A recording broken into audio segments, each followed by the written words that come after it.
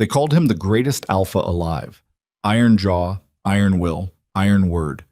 Kalen Thorne built his kingdom on the promise that he would never abandon his own, and then he signed a single piece of paper and sold his Omega to the enemy like she was livestock at a market fair. One signature, one woman, one catastrophic miscalculation that would take years to detonate. You need to stay until the very end of this story, because what happens next will destroy everything you think you know about power, sacrifice, and the kind of woman the world tries to erase. Hit that like button, drop your city in the comments, and don't you dare look away. Bota. The morning they sold Seraphine Vale, the sky over Thornwall was the color of a bruise. Not the dramatic, cinematic kind of bruise. Not the deep violet of a storm rolling in from the northern ranges. This was the ugly kind. Greenish yellow at the edges, purple-black at the center, the kind of sky that showed up the morning after something already went wrong. As if the atmosphere itself had taken the hit a few hours early and was still swelling. Seraphine noticed it from the window of the preparation chamber. She'd been awake since the second bell, hadn't really slept at all, if she was being precise, and she'd watched the darkness bleed out of the horizon without ever actually giving way to light.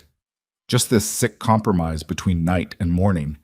She pressed 2 fingers against the cold glass and thought, even the sky looks ashamed.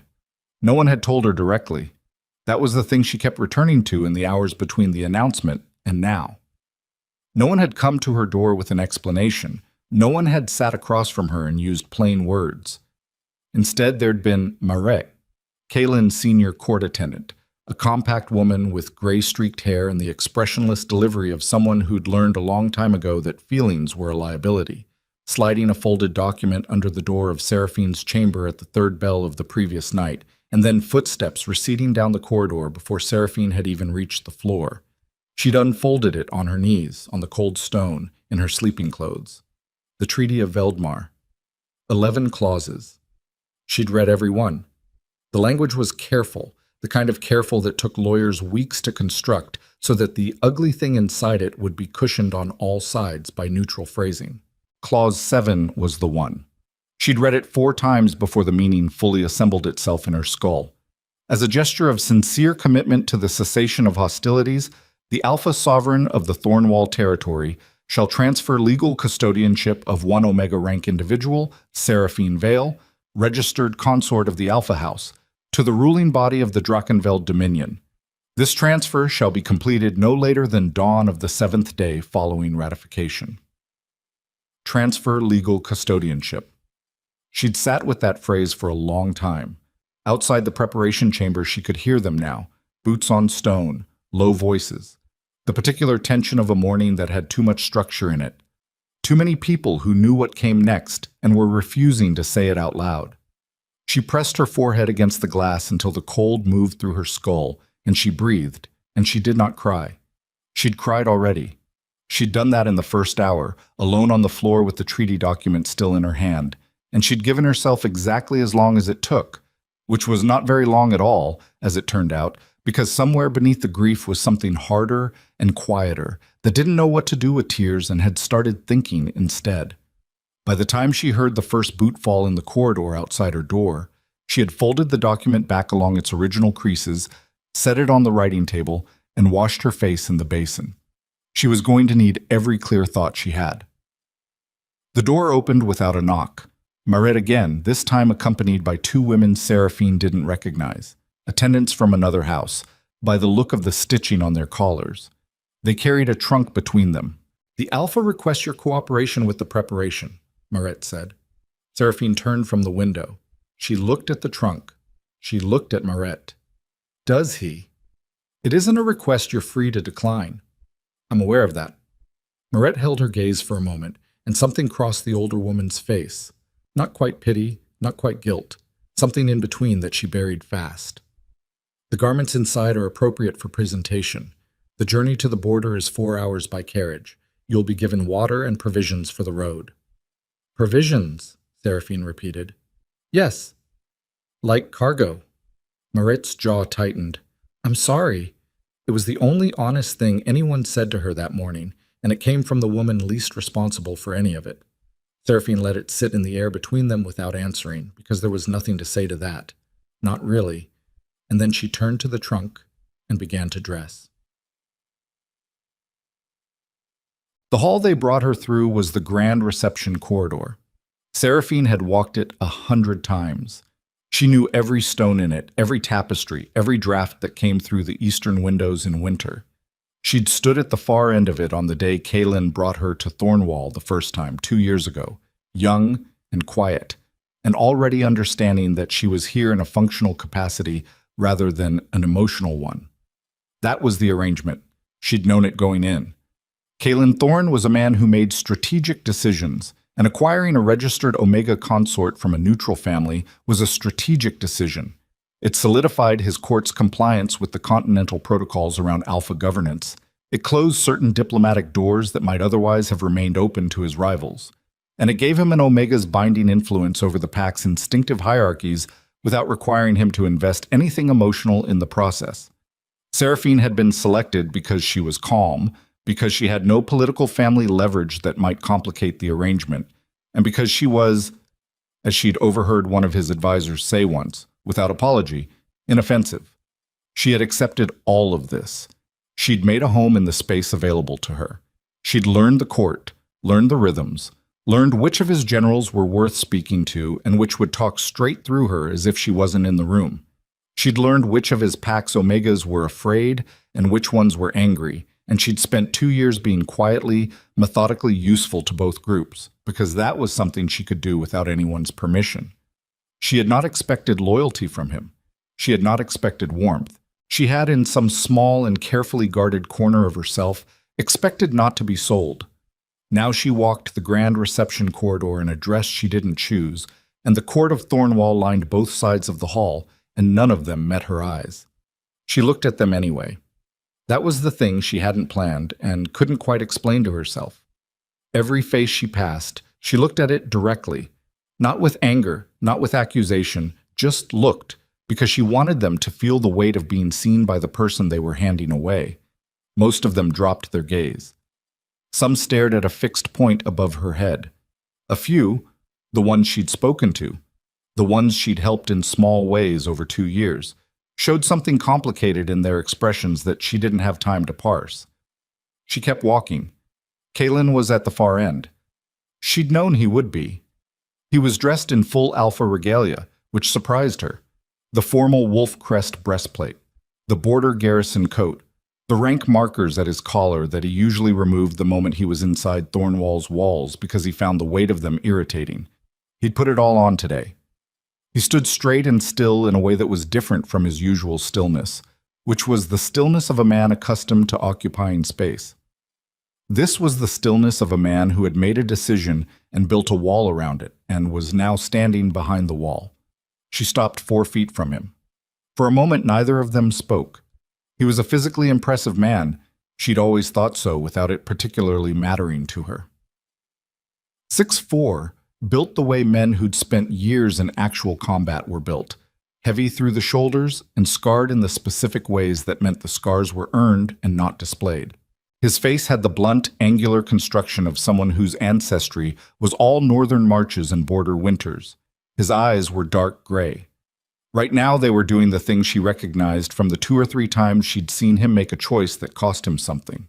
A particular quality of flatness, like stone laid over water.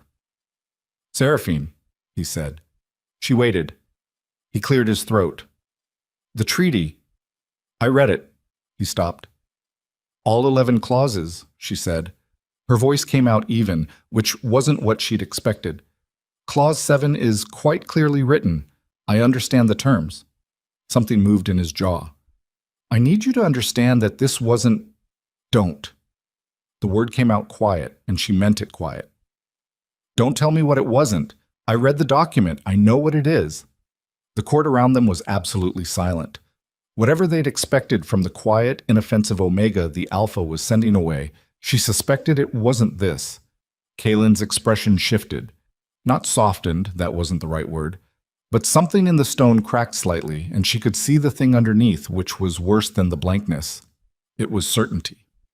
He had done this, and he believed he'd had to, and that was almost more painful to look at than contempt would have been. Thousands of lives, he said, low enough that it was almost private. If this treaty fails, the Drachenfeld forces move on 3 border settlements within a fortnight. Families, children. I know. Then you understand. I understand your math, Kaelin. She held his gaze.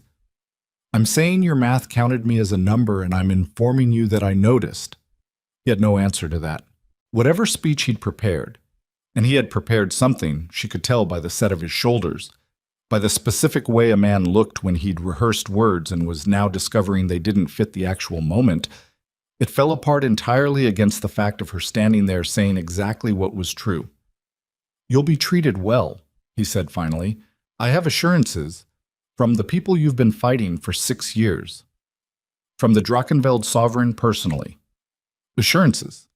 She let the word exist in the space between them without decoration. I'll keep that in mind.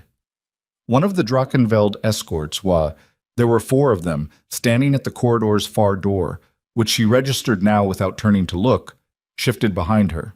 A signal. It was time.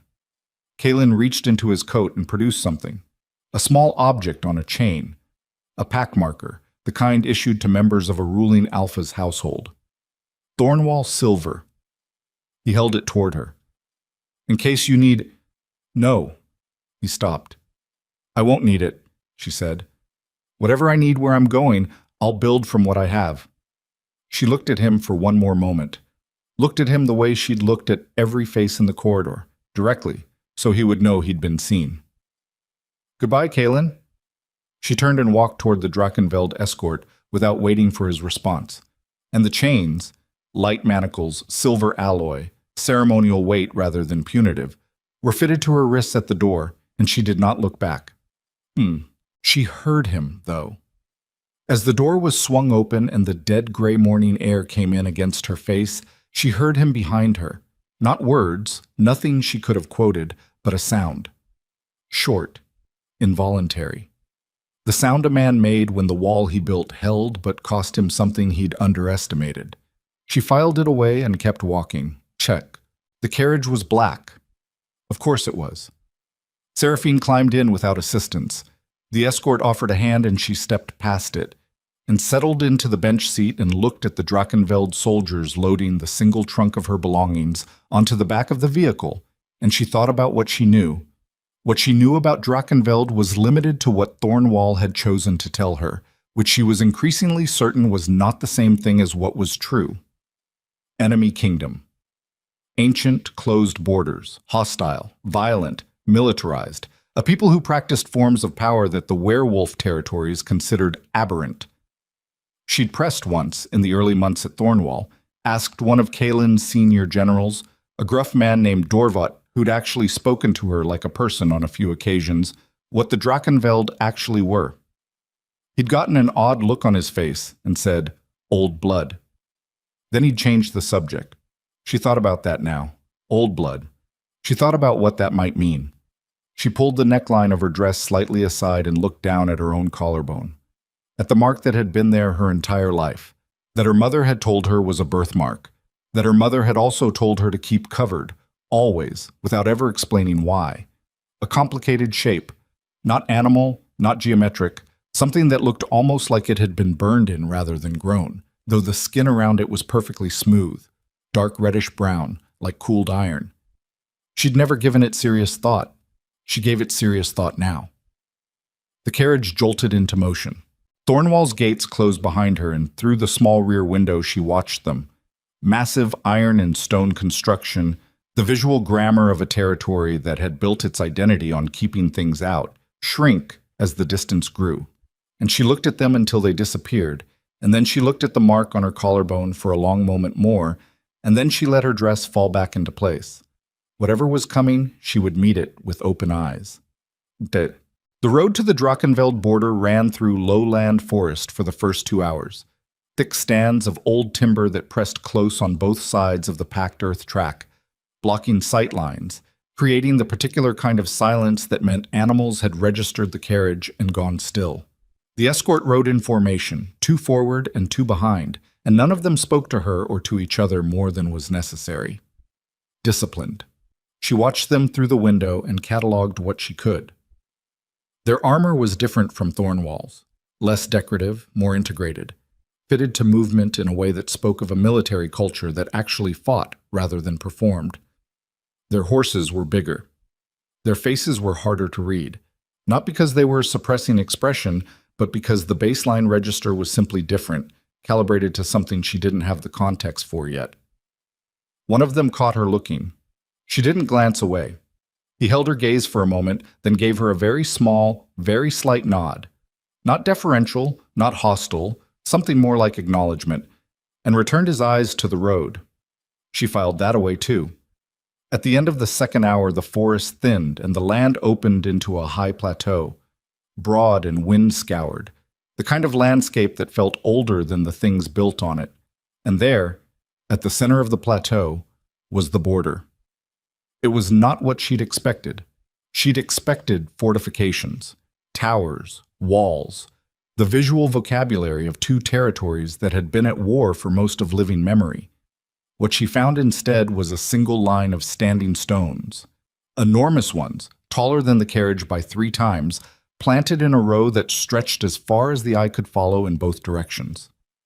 No gates, no soldiers, just the stones, which were covered in markings she couldn't read from this distance, and a quality of stillness around them that made the air feel different, thicker, charged, the way the atmosphere felt before lightning. As the carriage slowed to a halt, the lead escort rode back and dismounted. He came to her door and opened it himself. "We cross on foot," he said. His accent was thick, but his words were precise. "The stones don't permit vehicles." Seraphine looked at the stones. "Why not?" A pause. Not evasion, more like he was deciding how much context to offer. "They're old. They don't respond well to iron in quantity." He glanced at her wrists, at the manacles. "We'll need to remove those for the crossing." She looked at him directly. "Will you?" On the sovereign's specific instruction, he produced a key. Our orders were to remove them before the border. She held out her wrists without comment. The manacles came off. She felt their absence immediately, not just physically, but in some deeper register that she didn't have language for, like a pressure she'd stopped noticing until it lifted. She stepped down from the carriage. The plateau wind hit her full in the face, cold and direct and smelling of something she didn't recognize, mineral, ancient, the scent of rock that had been hot once. She wrapped her cloak tighter and walked toward the line of standing stones. And as she got closer, she could see the markings more clearly, and her stride faltered. She knew those markings. She didn't know how she knew them. She'd never seen them before. But somewhere in her body, below cognition, below memory, some older part of her recognized the shapes cut into the stone the way she recognized her own face in water. Specifically, she recognized a single symbol that recurred across all the stones at intervals, complex, layered, the shape of something that had once been alive. It was the same shape as the mark beneath her collarbone. She kept walking. She didn't stop, didn't look at the escort to see if they'd noticed her hesitation, didn't give any of it space to become visible. But her heart was doing something specific in her chest. Not racing, not pounding, just beating differently. A new rhythm, as if whatever lived behind those stones was already recognizing what she carried. She stepped through the line, the sound changed. Or rather, sound didn't change, but the relationship between sounds did.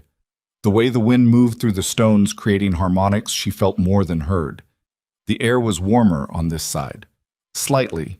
Not dramatically, not warmth as temperature so much as warmth as quality.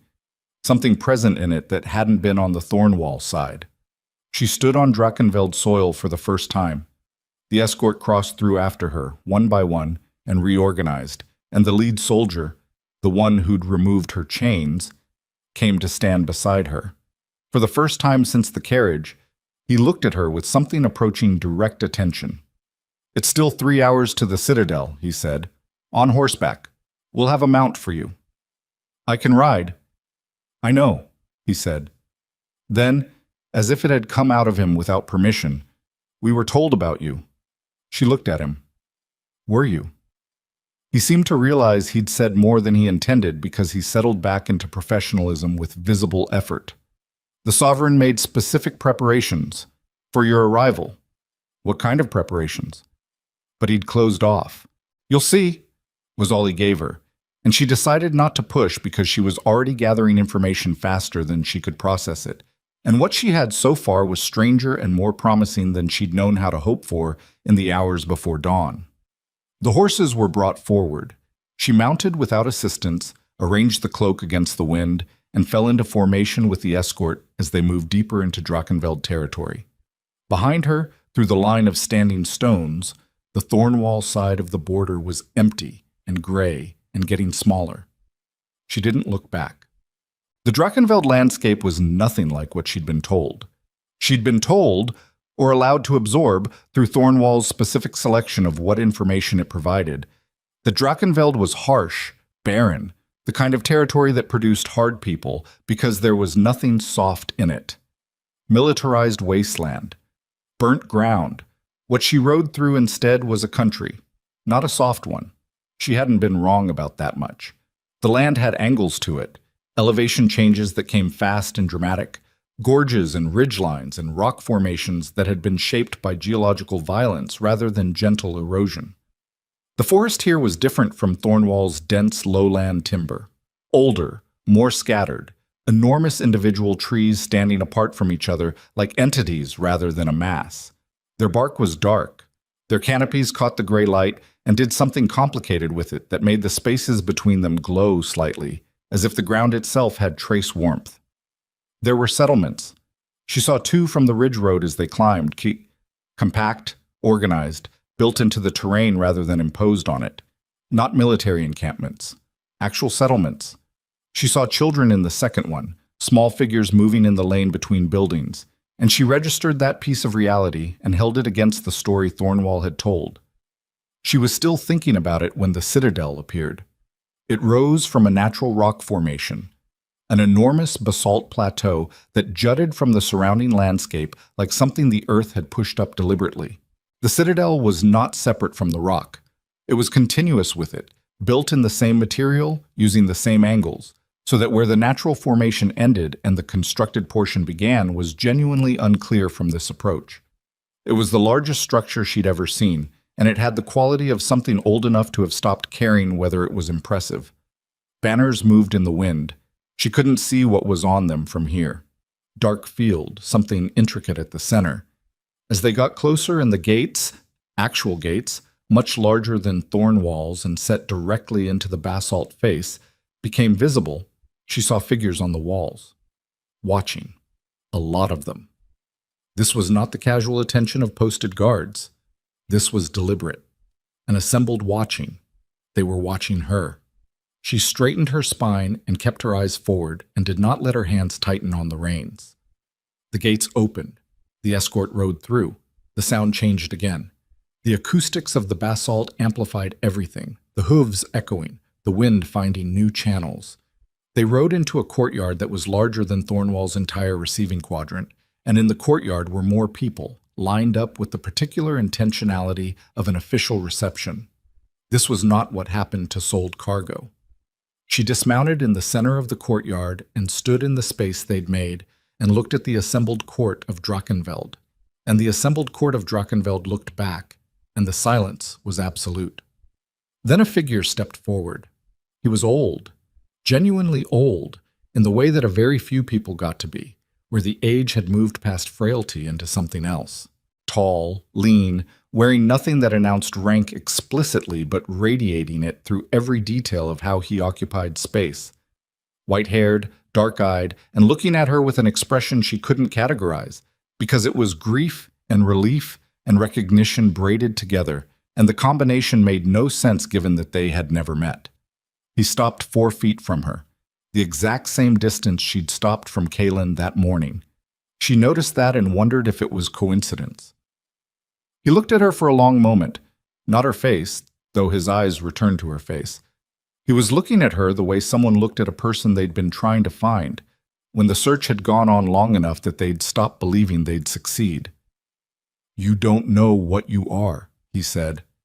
It wasn't a question. Seraphine held very still. "I know what I've been told I am."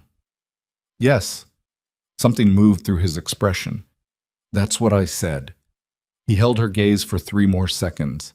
Then he reached out very deliberately, very carefully, and took the edge of her cloak's neckline between 2 fingers and drew it aside just enough to expose the mark on her collarbone. He looked at it. He closed his eyes. He stood like that for a breath, 2, and then he opened them again, and when he looked at her face, there was something in his expression that had changed in that interval. Some wall that had been maintained for what might have been decades, coming down. "We have kept the way clear for a very long time," he said. "Waiting." "Waiting for what?" "For the one who carries the Dragon Sovereign's mark." His voice was steady and very quiet. Around them, the entire courtyard was absolutely silent, every face turned toward this exchange. "Your mother gave you a story about a birthmark." She didn't answer. "She was trying to protect you. She was right to try." He let the cloak fall back. "She wasn't right about what it was." Seraphine's heart was doing the thing again. That different rhythm, that new beat, like something in her chest responding to information it had been waiting for. "Then what is it?" "The Dragon Sovereign," because that was what he was. She understood it now, with the full certainty of something obvious that had just finished arriving, looked at her with the patience of a man who had learned that the most important things required the most careful handling. "It is the royal seal of the Dragon Kings," he said. "The founding bloodline of an empire your world believes is extinct." He paused. "It is the mark that has passed through 12 generations to find you, Seraphine Vale. And it is the reason that what was done to you this morning, what was sold and transferred and shipped across a border in chains, was the single largest strategic error in the history of the werewolf territories." The courtyard was so quiet she could hear the banners moving overhead. She looked at the mark. She couldn't see it now, couldn't see through the fabric of the dress, but she could feel it. Had always felt it, actually. That faint warmth. The texture of cooled iron against skin that she'd assumed was scar tissue from a childhood injury she couldn't remember. She thought about Kalen at the far end of the grand reception corridor, in his full alpha regalia, with his wall built around his decision, and the certainty that he'd done the math correctly. She thought about Clause 7, transfer legal custodianship. She thought about all the things that phrase had assumed, that she was transferable, that what she carried could be accounted for in a treaties language, that the quiet, inoffensive Omega with no political family leverage and nothing particularly notable about her was worth exactly what anyone had been willing to trade her for. She felt then, for the first time since the third bell of the previous night, something that was not grief and was not fear and was not even anger in the ordinary sense of the word. It was colder than anger, more deliberate, the kind of feeling that didn't demand immediate expression because it understood it had time. "Show me," she said. Her voice was even. "Show me what I am." The Dragon Sovereign looked at her for a moment. And then, unexpected, remarkable, from a man who carried decades of authority in every angle of his posture, he inclined his head, not a superior gesturing a subordinate forward, a recognition. "Come," he said. She followed him through the gates of the Dreckenveld citadel, and behind her the courtyard of watching faces was silent, and above her the banners moved in the cold air, and she finally looked up at one of them closely enough to see what was on it. Dark field, intricate device at the center, and she stopped moving for one involuntary second, because the device on the Dreckenveld banner was her mark. The same shape, the same layers, the same complexity of something that had once been alive. It was on every banner in the courtyard, woven into the stone above the gates, cut into the pillars of the entry hall she could now see through the opening ahead. It had been her mark her entire life, and it had been their banner her entire life, and no one had told her. She started walking again, and the mark beneath her collarbone burned, not painfully, but with a heat that hadn't been there before, a heat that was growing, that was deepening, that felt like something waking up after a very long sleep. The gates closed behind her. And in the stone above the entry hall, carved in an ancient script she should not have been able to read and found herself reading as easily as her own name, were the words, "The Blood Returns." 3,000 miles west, in the grand reception corridor of Thornwall, Kalen Thorne stood alone after the court had dispersed. The hall was empty. The gray morning had hardened into a gray day, and the light through the eastern windows was flat and colorless. He stood where he'd stood when she walked away from him. He looked at the space where she'd been. He thought about the sound he'd made.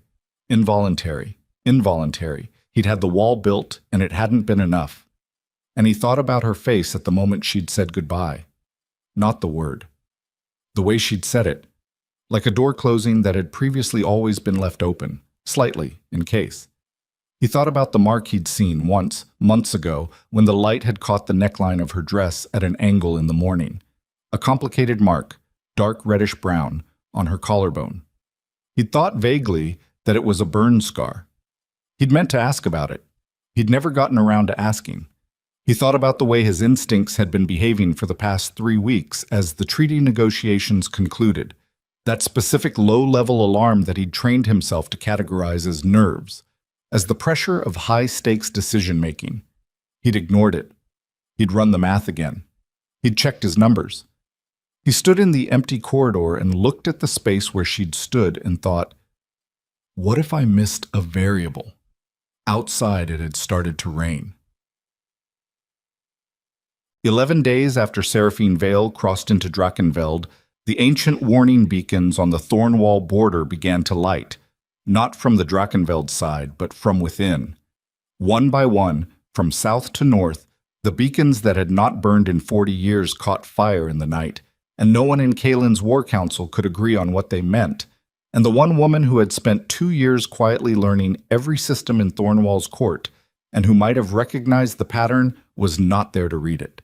She was standing in a chamber carved from basalt 3,000 miles away, with her hand pressed flat against a wall covered in dragon script, and the mark on her collarbone had stopped being warm and started being hot, and through the stone beneath her palm she could feel something answering, vast, old, patient, and deeply, furiously alive. And she was smiling. Part 2. Wojciech là một người kể chuyện và biên kịch điện ảnh chuyên nghiệp. Hãy triển khai Part 2 của kịch bản dựa trên diễn biến đã kết thúc ở Part 1. Mục tiêu là tạo ra một bản thảo lồng tiếng dày dẫn, giàu tính phản biện và kịch tính để phục vụ video YouTube dài 2 tiếng. Yêu cầu kỹ thuật và giá trị tường thuật, hóa giải lợi YouTube, cấu trúc và dung lượng 3.000 đến 3.500 từ. Bắt đầu trực tiếp từ điểm kết thúc của Part 1, không tóm tắt lại, triển khai chi tiết từng phân cảnh, scene by scene, liền mạch. Narrative commentary, tăng giá trị bình luận. Đây là yêu cầu bắt buộc để đối phó với lời của YouTube.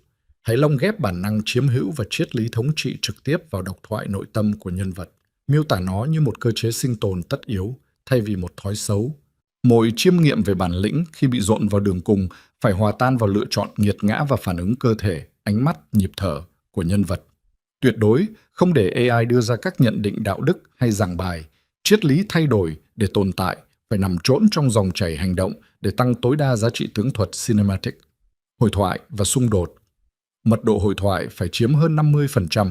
Các cuộc đối thoại cần gãy gọn, mang tính tấn công, giàu ý ngầm, subtext, đặc trưng của phong cách Mỹ, Hoa Kỳ. Thể hiện sự áp đặt quyền lực và sự im lặng ngột ngạt giữa các nhân vật. Yếu tố con người, tập trung vào các phản ứng bản năng, ánh mắt, áp lực tâm lý, hơi thở. Sử dụng giống văn Mỹ thô ráp, tránh các mô tả mượt mà hay mùi AI sáo rộng. Quy tắc thực thi nghiêm ngặt, tuyệt đối không sử dụng gạch đầu dòng, không tiêu đề phụ, không nhắc đến tôn giáo, không sử dụng dấu ngoặc trong toàn bộ văn bản để bảo vệ metadata, kết thúc bằng một nút thắt, không thể quay đầu, point of no return, trình bày trực tiếp trong tin nhắn. Chỉ dần bắt buộc, không được xuất hiện trong nội dung, đây là tác phẩm hư cấu 100% phục vụ mục đích nghệ thuật và giải trí. Không ngụ ý đây là sự thật, trả lời trực tiếp trong mục tin nhắn. Show more part 2. The blood remembers. The stone was warm. That was the first thing. Not the temperature of the chamber. The chamber itself was cool, the way basalt held cool even in summer, the way ancient rock maintained its own climate independent of what happened around it. The warmth was coming from inside the wall, from whatever lived behind the stone beneath her palm. Seraphine stood with her hand flat against the dragon script and felt it pulse, not rhythmically, not like a heartbeat, but in long, slow waves, the way heat came off a forge after the fire had been banked for the night. Still there, still capable. The dragon sovereign stood 6 feet behind her. He hadn't told her to touch the wall. She'd done it without deciding to, crossing the chamber and pressing her palm flat against the inscription before she'd consciously registered the impulse. She could feel him watching. "How long," she said, without turning around, "has this been here?" The inscription. A pause. 400 years.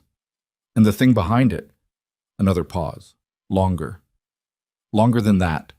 She pulled her hand back. The warmth followed her, stayed in her palm, in the bones of her hand, for a moment before fading. She turned around and looked at him. "You need to tell me everything," she said. "Not the version you tell people to manage them. Everything." The old man looked at her for a long moment. In the torchlight of the inscription chamber, his face was all shadow and structure, and she could see in it the particular quality of a person who had held information for so long that releasing it had become almost physically difficult, not from deception, but from habit. The habit of protecting something precious by never speaking of it. "Sit," he said. "I'd rather stand." The corner of his mouth moved, not quite a smile. "Yes," he said, "you would." And then he began. The Dragon Kings had not been conquered. That was the first correction. Every history Seraphine had encountered, filtered through Thornwall's version of the continent, through the careful story a dominant territory tells about the territories it wants to diminish, had described the Dragon Kings as an extinct line, ended by war 3 centuries ago, defeated, absorbed, gone. What had actually happened was a strategic disappearance. "We had enemies on 3 borders simultaneously," the sovereign said. He moved to the chamber's single stone bench and lowered himself onto it, and Seraphine noted that even sitting he occupied space like a man accustomed to it. The bloodline was the target, not our territory, not our armies. The bloodline specifically. Because the bloodline is what you felt just now against the stone. It is not a metaphor. It is not a tradition. It is a living power that passes through blood, and the people who wanted it ended understood that as long as one heir survived, it could not be ended. So you hid them. We scattered the line, spread it across 3 generations, across 5 territories, into families that had no connection to the Dragon Kings by name or reputation. We gave them false histories. We told them they carried a birthmark. His eyes were steady on her face. We chose families that would protect their children out of love, not out of understanding, because love doesn't require explanation to be reliable. Seraphine thought about her mother, a quiet woman. A woman who had covered that mark every day of Seraphine's childhood without ever explaining why, with a specific kind of careful fear that Seraphine had always attributed to ordinary maternal anxiety. She thought about how her mother's hands had shaken slightly, always, when she smoothed the fabric over Seraphine's collarbone. Not anxiety. Knowledge. The specific terror of someone protecting something they understood was precious and hunted, and theirs only to keep safe, not to keep. She knew, Seraphine said. Her mother told her, as much as was safe to tell. The sovereign's voice was quiet. We maintained contact where we could. Where we couldn't, we trusted the line itself to call the heir home when the time was right. The time being, when the heir survived long enough to cross the border. He looked at her directly. The treaty was not our arrangement. We did not ask for you as a bargaining piece. What the Thornwall Alpha believed he was doing, trading an insignificant Omega to buy peace, is not what happened. Seraphine was very still. Then what happened? The man he negotiated with. His name is Varen.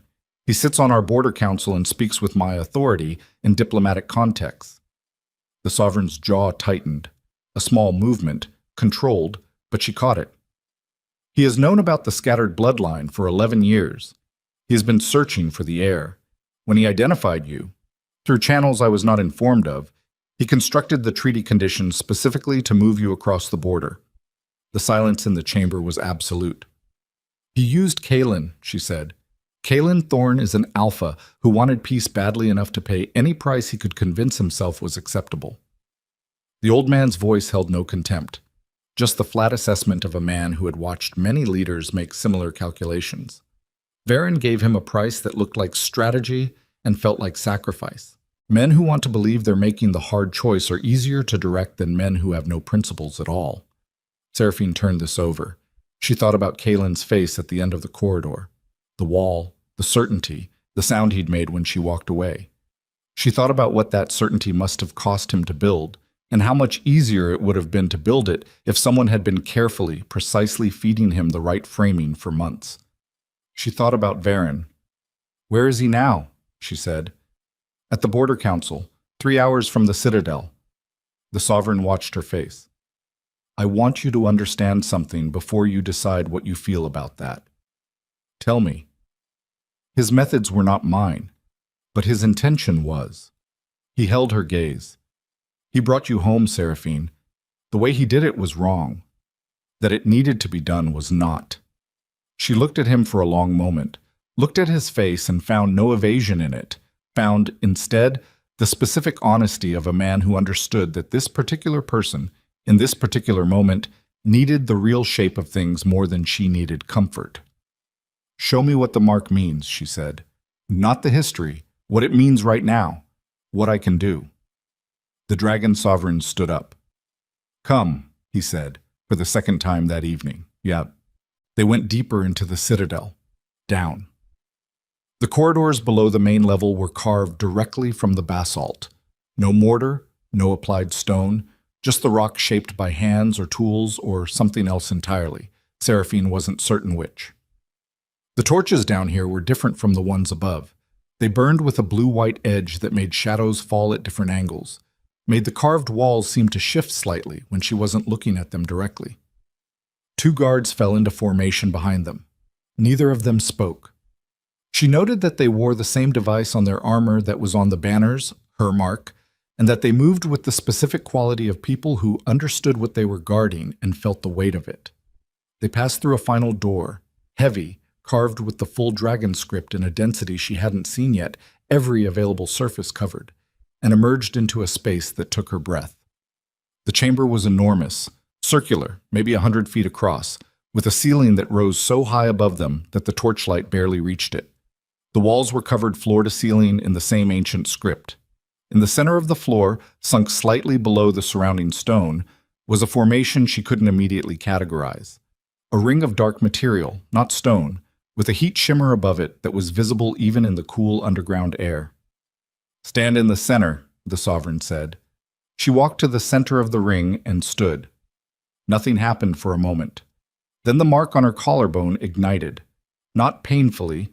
She needed to be precise about this, even in her own head, but completely. The warmth she'd felt touching the wall above was a fraction of this. This was heat that came from inside the bone, radiating outward, and with it came something that had no physical description but was closest, she thought, to the feeling of a door being opened that she hadn't known was closed.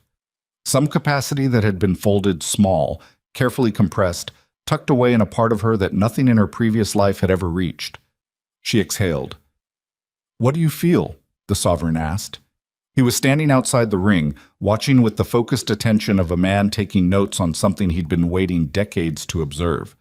She thought about how to answer honestly. "Like I've been holding my breath for 27 years. He was quiet for a moment, then, "The power is fire, at its source. But it is not only fire. Command of fire means command of the energy beneath, storm, pressure, the force that moves through living things. Dragon Kings did not breathe fire like the stories say. They generated it, from within. The distinction matters. What does it feel like when it's fully—" She stopped. She didn't have the vocabulary. "Awake," he supplied. "It takes time, months of training. The mark carries the capacity.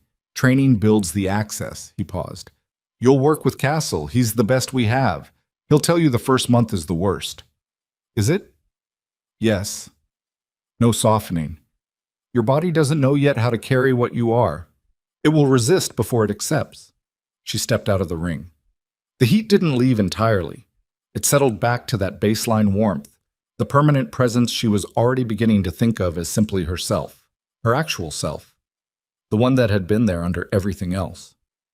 "This Varen," she said, "I need to meet him." The Sovereign's expression shifted. "That's not necessary yet. It's necessary to me." She looked at him steadily. "He moved me like a piece on a board. I want to look at the man who decided I was movable and understand exactly what he thought he knew and what he didn't. A long pause. You understand what you'll see when you meet him. Tell me what I'll see. A man who is right about the end and wrong about the means and hasn't yet decided how he feels about that. The sovereign's voice was dry. He's been waiting for your arrival with something between pride and dread. Good, Seraphine said. He should. They brought Varen to her the next morning. She'd slept in a chamber on the Citadel's 3rd level, not the guest quarters they'd initially prepared for her, which were comfortable and careful, and had the feeling of a room designed to make someone feel managed. She'd asked for something simpler. They'd given her a soldier's room, bare stone, narrow bed, one window that faced east and let in the first light. She'd slept 4 hours and woken before dawn and sat with the darkness and let herself feel the mark until she understood its rhythm. By the time they brought Varen in, she was standing at the window with her back to the door. She heard him enter.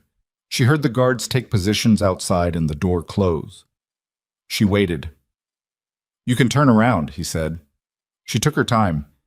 Varen was younger than she'd expected, mid-50s maybe, with the rangy build of a man who'd spent significant time in the field earlier in his life and still moved that way. His face was weathered, sharp-angled. His eyes were direct and carried no visible guilt, which told her something. You don't look sorry, she said. I'm not. His voice was steady. Not for the outcome. Just the method. I haven't decided about the method yet. He held her gaze. You're alive. You're here. The bloodline is home. I knew what you carried, and I knew what was at stake, and I used the tools available to me. She looked at him. She let the silence sit for a moment, let him feel the full weight of being in a room with the person he'd moved, and then she said, What tools? Specifically. A pause. I had an informant in the Thornwall court for 4 years. When your mark was identified, through the informant's description of a scar at your collarbone that matched the sovereign's seal in the old records, I began building toward an opportunity to extract you safely. Extract me. Move you across the border. In chains, she said. In a treaty clause that described me as transferable property. His jaw tightened. Not guilt. Something more like the discomfort of a person who had made a practical decision that required them to hold 2 things simultaneously. The chains were the Thornwall Alpha's addition to the presentation. Not mine.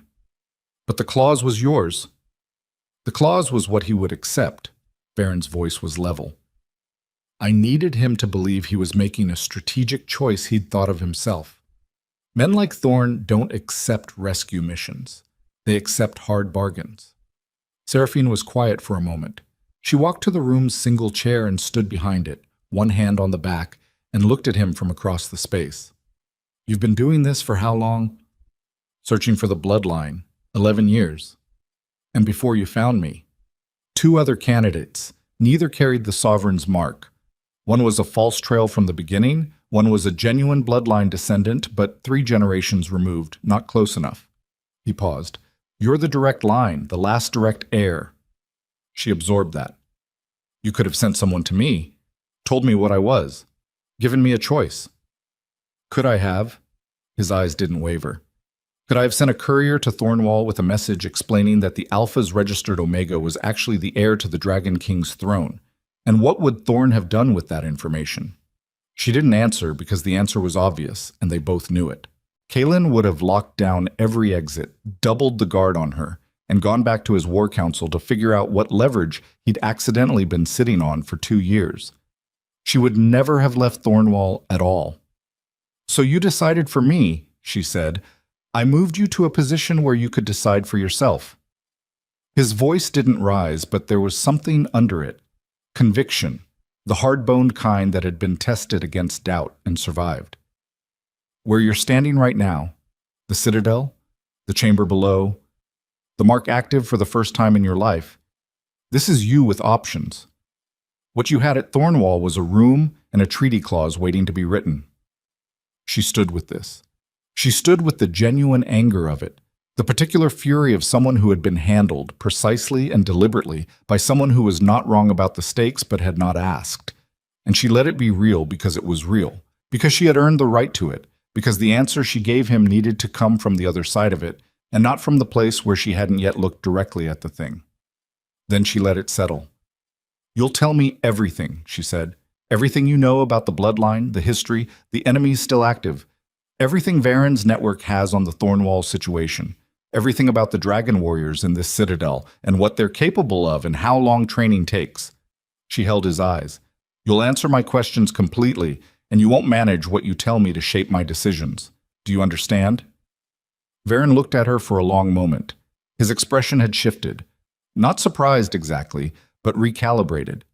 He was seeing something he'd known existed in theory, and was now meeting, in fact. "Yes," he said. "And Varen." She held the eye contact for one more beat. "The next time you decide to move a piece on the board, you'll tell me first." The silence stretched. "You're not a piece," he said. "No," she agreed. "I'm not. Remember that." Castle was waiting for her in the lower training yard. She'd been told about him only that he was the best they had, which told her almost nothing useful. What she found when she walked out into the cold morning yard, gray sky, frost on the stone, a quiet that had the quality of a place where serious things happened, was a man of about 40, compact and precise moving, with the kind of physical economy that didn't announce itself. He was standing still when she arrived, and he turned toward her without hurry and looked at her with the direct, assessing quality of someone whose job was to evaluate accurately. "You're stronger than you look," he said. Not a compliment. An observation. "People usually are," she said. He almost smiled. "First thing, put your hand on the post." There was a timber post in the center of the yard, 8 inches in diameter, sunk in the stone. She crossed to it and put her palm flat against it. Cassel watched. "Feel the mark," he said. "It's always, not the warmth, underneath the warmth." He came to stand 3 feet away, watching her hand. "There's a pressure at the base of it, a direction. Feel for that." She closed her eyes. She found the warmth, which had become familiar in less than 24 hours, in the way that a newly recognized sensation became rapidly impossible to unfeel. She went under it, looking for pressure, for direction. There. It was not subtle once she found it. A pull, strong and consistent, oriented. She turned her head slightly before she could stop herself. Down. Into the earth, into the heat below rock, the geological fire that the landscape above didn't hint at. She opened her eyes. Cassel was watching her face. He nodded once. "Good," he said. "That's the source. The fire below. That's what the bloodline reaches." He took a step back. "Now, don't do anything with it yet. Just hold the connection and breathe." She held it, breathed. The pull intensified slightly, as if the act of acknowledged attention fed it. "How long did you train?" she asked. 14 years before I could generate heat externally." He said it without apology, without softening. "But I don't carry the sovereign's mark. The direct line trains faster. Weeks, not years, for the first stages. And the later stages. That depends on you." He folded his arms. "How much you want it. How much you're willing to let it change how you think about yourself." She looked at him. "What do you mean?" "Dragon power is not a tool you pick up and put down."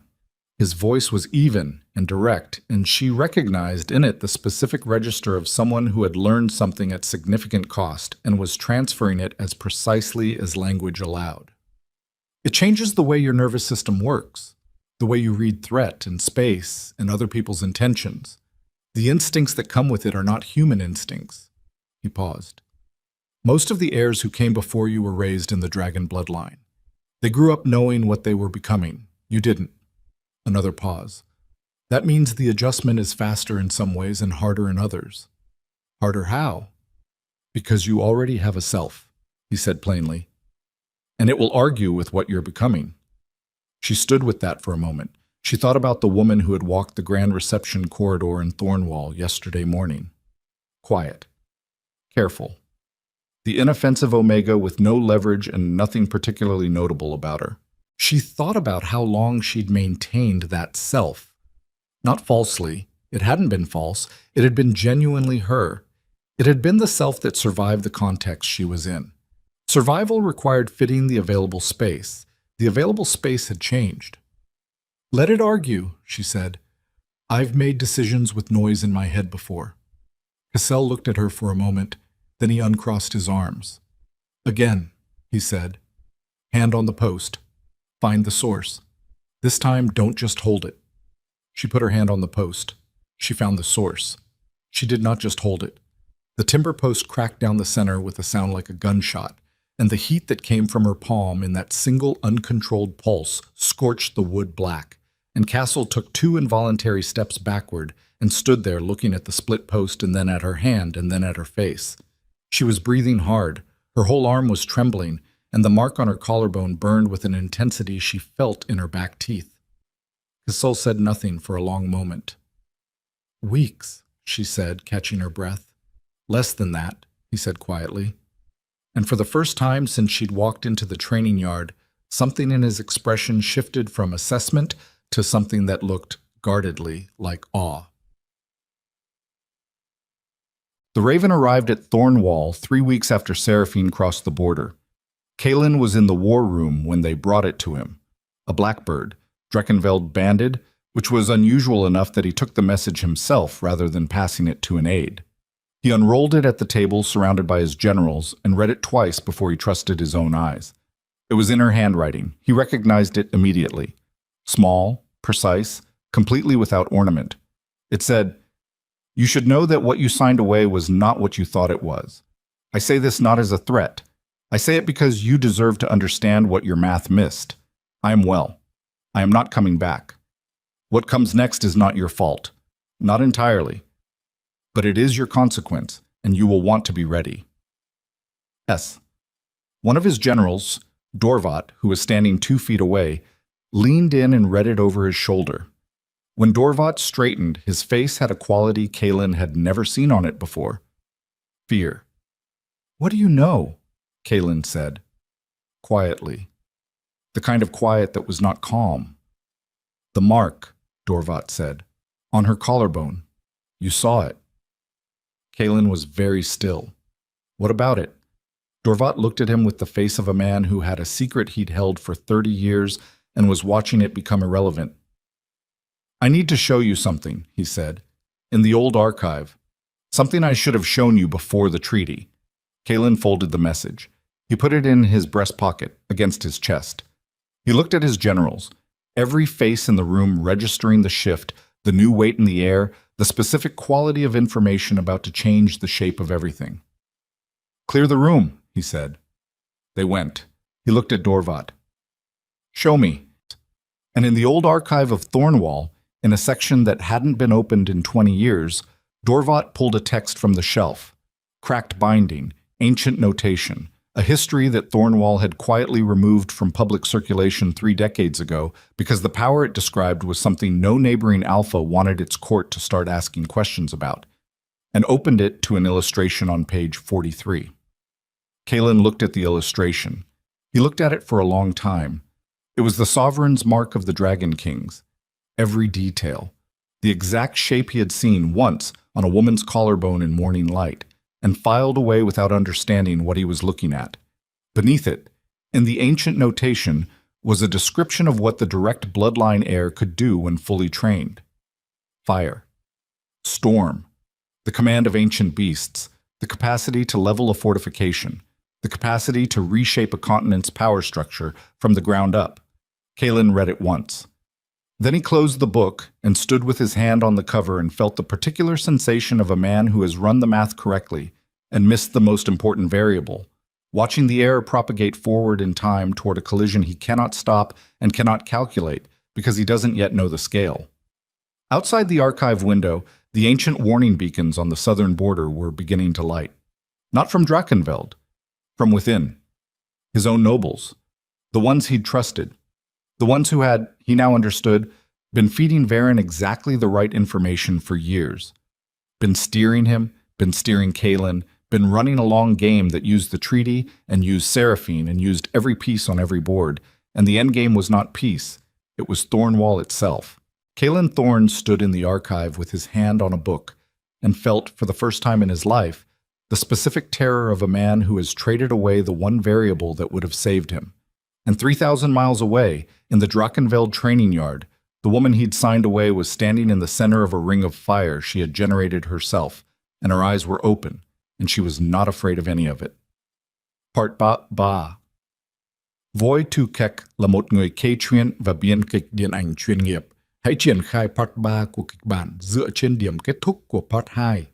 Trọng tâm là bước ngoặt lớn, The Twist, nơi sự phản bội bẻ gãy mọi kế hoạch của nhân vật chính, yêu cầu kỹ thuật và giá trị tường thuật, hóa giải lời YouTube. Cấu trúc và dung lượng 2.500 đến 3.000 từ. Bắt đầu trực tiếp từ điểm kết thúc của Part 2, không tóm tắt lại. Triển khai chi tiết từng phân cảnh, scene by scene, với nhịp điệu dồn dập, căng thẳng. Narrative commentary, tăng giá trị bình luận. Đây là yếu tố sống còn để vượt qua kiểm duyệt. Hãy lồng ghép sự mong manh của quyền lực và bản chất của sự phản bội trực tiếp vào độc thoại nội tâm của nhân vật. Phải có những câu văn chiêm nghiệm về việc ngay cả một vị vua alpha cũng có thể gục ngã bởi những kẻ thân cận nhất. Nhưng hãy thể hiện điều đó qua cảm giác bàng hoàng và lựa chọn nghiệt ngã thay vì giảng giải đạo đức.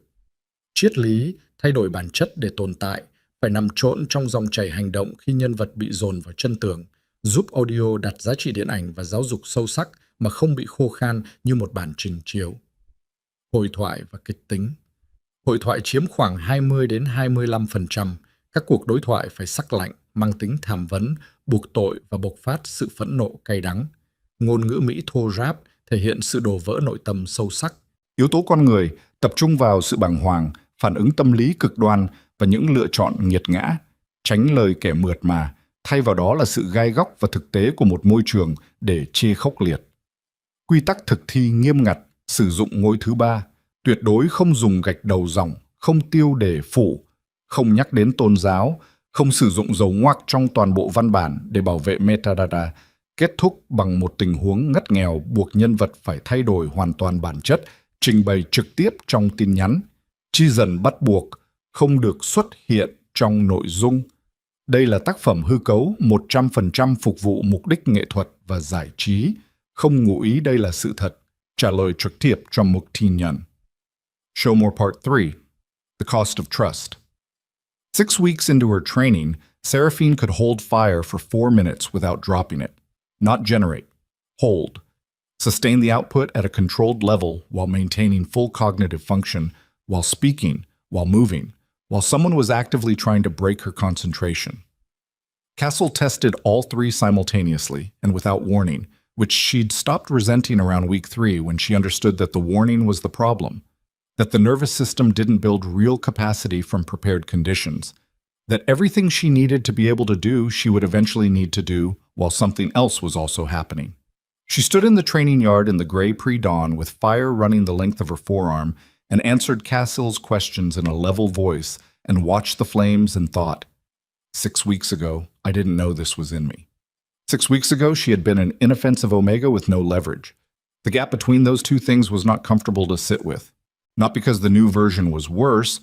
It wasn't. It was more. It was the actual shape of her rather than the compressed version, but because the gap asked a question she didn't fully have an answer to yet. If this had always been in her, what had she been doing with 2 years of careful in Thornwall's court?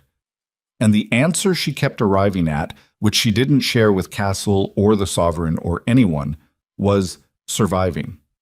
That was the honest word. She had been surviving in the space available to her, and the survival had been real, and the self that had done it had been real, and she was not going to diminish it just because the space had changed. But she also was not going to stay small to honor it. She let the fire go. It extinguished cleanly the way it did now. No residual smoke, no scorch marks, controlled dissipation. Castle noted something on the board he carried and looked up.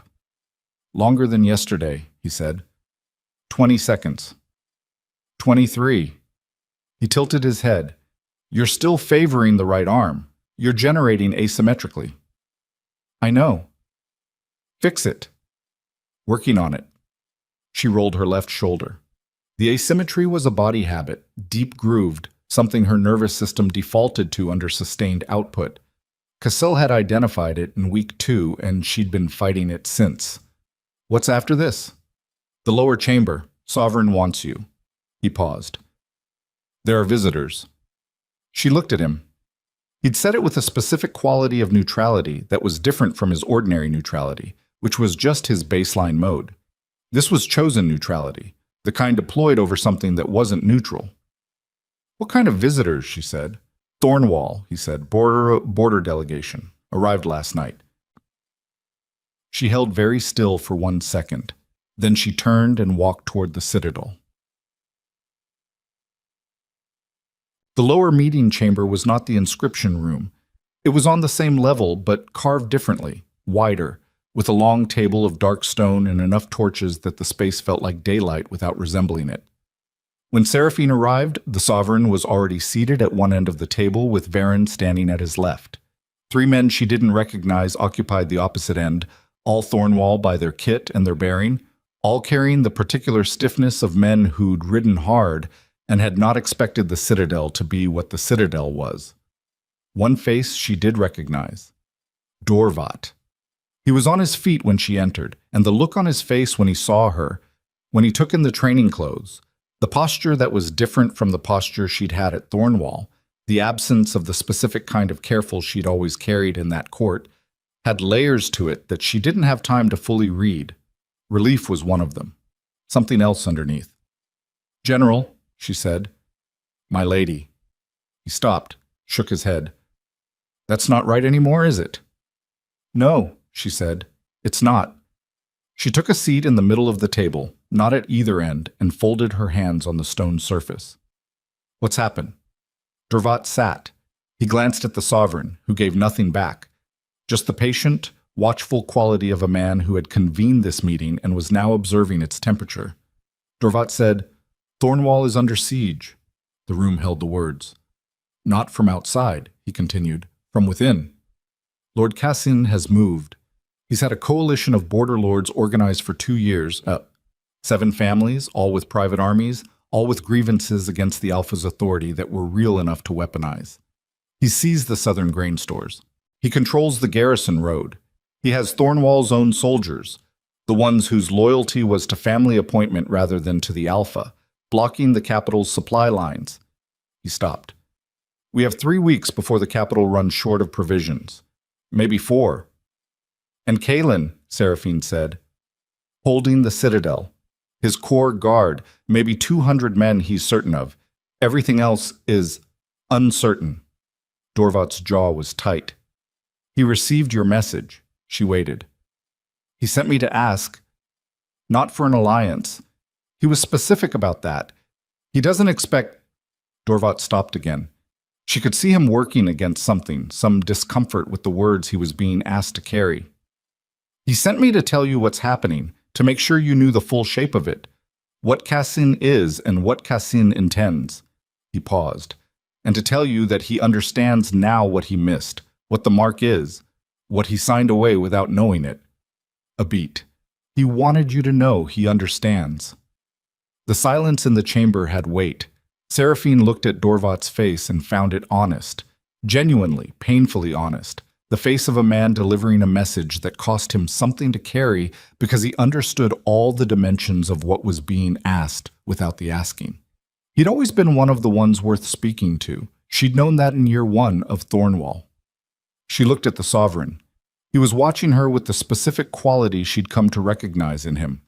The patience of a person who had been waiting for a particular moment and was not going to interrupt it. She looked back at Dorvat. Tell me about Cassin, she said. All of it, warmed. Cassin, it emerged, was not simply an ambitious border lord. The picture Dorvat assembled over the next hour was more precise and more ugly than that. A man who had been building toward this specific moment for a decade, who had used Thornwall's treaty negotiations not as an opportunity to be opportunistic, but as an opportunity he had helped engineer from the inside. The informant, Varen said, from his position at the sovereign's left. His voice was controlled, but something in it had a new edge. Cassin's man. He was Cassin's man, not ours. Dorvat looked at him. You didn't know. I knew I had an informant in Thornwall's court with access to the inner household. I did not know who had placed him there originally. Varen's jaw was tight. He fed me what Cassin wanted me to have, the identification of the mark, the background on Seraphine's access within the household, the information I needed to construct the treaty clause. He paused, and Seraphine could see what it cost him to say the next part cleanly. I was directed. The table was very quiet. Seraphine looked at Varen. She looked at him carefully, the way she'd learned to look at things in the past 6 weeks, directly, with the part of her nervous system that the training had sharpened, that read intention beneath expression with a precision that still surprised her. What she found in his face was not evasion. It was the specific expression of a man who had been expert at something for a long time and had just discovered he'd been someone else's instrument inside his own operation. It was close to what Kaelin's face had looked like.